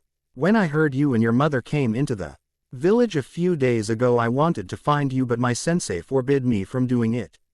I have to say your mother is my role model and an amazing person, the girl said excitedly, making Naruto chuckle as he had expected something like this, though was surprised by how less weird he figured it would be.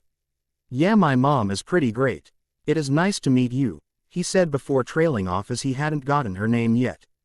Oh, I'm sorry. My name is Tenten and this is my teammate Neji, she said, adding in the last part offhandedly. Say, I heard you passed the marksmanship test using Senbon. No one has gotten a pass using Senbon since, well, me, she said with a proud smile while Naruto nodded. My mom and older sister of sorts taught me how to use them since being trained as a medic, learning how to disable opponents with the pinpoint hitting of nerves is a handy skill, he said as Tenten nodded understandingly. Say, if you have some time, do you want to show me some of your skills with Senbon? I am training to be a weapon expert and am always interested in seeing more ways of using them, Tenten said as she mainly used Senbon to make her opponents waste time blocking them so she can get the stronger weapons of hers ready to throw. Sure, I guess I have a few minutes to spare, he said as he knew they were planning something, given by how odd Shizune was acting, so he might as well give them time to prepare. Great, thank you so much for this. It's not every day I get to meet the son of my hero and see their skills, Tenten said before she started to drag him into the training ground. A disgruntled Neji following behind them. Quick question, why is my mom your hero? I mean, I know she's a Sannin and everything, but I'm just curious, Naruto asked as they entered the clearing where he Saw two large storage scrolls unrolled on the ground where Tenten had been standing previously before. Neji had found him. Your mom is just amazing. She is the epitome of what kunoichi should be. Strong, smart, beautiful, and independent while also being able to work with a team. I've looked up to her since I was a kid, even tried my hand at medical ninjutsu and getting stronger like her, but being a medic just wasn't for me, Tenten said, ending with a frown before she shook it off. It was then that I discovered seals and fuinjutsu and decided to work from there, where I then found out my knack for weapons and decided to become a weapon master, she said before Naruto smiled and nodded. Being a medic isn't for everyone, but I'm glad you found something you can work towards, as by the amount of bullseyes around us I can see you are doing well with your goal, Naruto said, as with literally every target around them the bullseyes were the only part that the weapons were in. Thanks, that means a lot, Tenten said, quickly turning around to hide the blush she got from the son of her hero complimenting her. Say, Senju, is it true you have a girl from Kumo on your team? Neji asked as Naruto nodded. You can call me Naruto, and yes, Mabui is originally from Kumo but began living with me and my mom after I helped her. She is from Kumo but has permission to be here and be a ninja for Konoha as well, Naruto said, having a reply ready as he figured many Hyuga wouldn't be too happy about Mabui, though he understood why. After all, the elders of Kumo who still had the last Raikage's mindset and greed had brought a lot of pain to the Hyuga clan, but he had hoped that the return of the body as well as a formal apology from Kumo would help heal things. Whatever, just tell her to stay away from Lady Hinata, Neji growled out before walking away to a nearby tree, still watching but deciding to give them a bit of space. So, Naruto said as he pulled out some Senbon, want me to show you some places Senbon can be used to knock someone out instantly, he asked as Tenten nodded excitedly, and he spent the next few minutes showing Tenten some tricks he learned to do with Senbon. All in all, he found showing his skills to Tenten interesting and the girl very friendly. Especially since with him just getting settled in Konoha, he didn't know all that many people his age, so getting to know the weapon user was fun. I'm sorry, but I really must go, my mom is expecting me home. Well, she was expecting me immediately after I got done with meeting my sensei for the first time, Naruto said as Tenten frowned but understood. Well, don't want to keep your mom waiting. But, maybe if it's okay, can we hang out more some other time? Tenten asked with a smile. It's just nice to see someone with a thing for weapons as well. Plus I'd like to see more of what you can do as well as that sword you are carrying around, she added as he chuckled and nodded. Of course Tenten, I'll see you around, he said before he quickly headed off, leaving a smiling Tenten behind. Seriously Tenten, why are you getting friendly with him considering his teammate? Neji said, making Tenten sigh. Neji, I know you're Elling's towards Kumo, but she isn't Kumo and Naruto isn't either. Plus he is the son of my hero and is actually a cool guy. I mean, did you see his skills with Senbon? She said, motioning to the straw training dummy that was basically a pin cushion due to the amount of her Senbon the two of them had thrown into it, mainly him though. Plus his sword, I can just feel it's amazing. Don't judge him before you actually get to know him, she added before Neji grunted and walked off, basically meaning he'll try but he won't like it. Thankfully for Naruto, as he got home, it seemed Shizune and Mabui were still out. Mom, I'm home, he called out as he entered the house to see his mom waiting in the living room. About time you got home. Come here, tell me how it went, she said with a smile, patting the seat next to her as she set her tea down. Izumi was nice, she took us to meet a friend of my birth mom's named Makoto.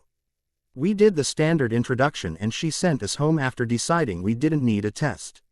We start missions tomorrow, he said excitedly with a smile, making his mom chuckle as she ruffled his hair. Glad you're excited Naruto, but please, when you get to higher missions, be careful. For me, Tsunade said as she had already told her son of the story of how she lost her fiancé, Shizune's uncle, and her brother. She always stressed to be vigilant when on missions when she was training him the years before and still wanted to. I know Mom, I'll be careful and Mabui will always be watching my back. I promise I'll do my best not to make you worry, he said, smiling warmly as His mom draped her arm over his shoulder and pulled him in for a hug and kissed the top of his head. "That's my boy." "So did Mabui go off with Shizune?" she asked before he rested his head on her shoulder. "Yeah, she went to buy stuff for the party," he said, making Tsunade groan. "I swear Shizune is terrible at hiding things like that. At least try and act surprised for her," Tsunade said, making Naruto chuckle and nod. "I know, Mom. I have practice from all the times she let the birthday parties slip," Naruto joked before the two of them laughed. "You know I'm proud of you, right? And that I'll only continue to be more and more proud of you," Tsunade said as she pet her son's head. "Of course, Mom, and I'll do everything I can to keep it that way. I want to make a name for myself," he said, Tsunade you. Understanding since he was in her shadow due to her last name. "Just be safe, that is all I care about. I can't lose you," she said, since from when he got his headband her old fears had been rising up a bit more, even though she trusted him and believed he was skilled enough to stay safe. Old habits, like worrying, die hard. But she still had faith. With all his training and abilities, he'd be okay. For now she'd enjoy the peacefulness of D-rank missions before seeing how quickly he makes his way out of her shadow. And knowing him, it probably won't be long. Chapter end. Important. I have a poll out on my profile that I need your opinion on, so please vote if you have the time. Sorry again about the later update. Honestly, I might make the decision I made the poll about at the end of this week. I'll try for an update on Thursday, but I have another kidney doctor appointment, so we'll see. I honestly couldn't think of a bell test like test for Mabui and Naruto from Izumi, as honestly they don't need it. Kakashi's test was to get them to work together, and Mabui and Naruto already can work together. Also, from this chapter on, I am happy to say Tenten is the next pairing girl. The pairing is now revealed to be. The last one will be revealed in time. Next chapter I might show some missions before getting to the first real arc that involves fighting. Finally, right, lol. Plus it'll lead to the next girl being introduced. Until next time, bye bye.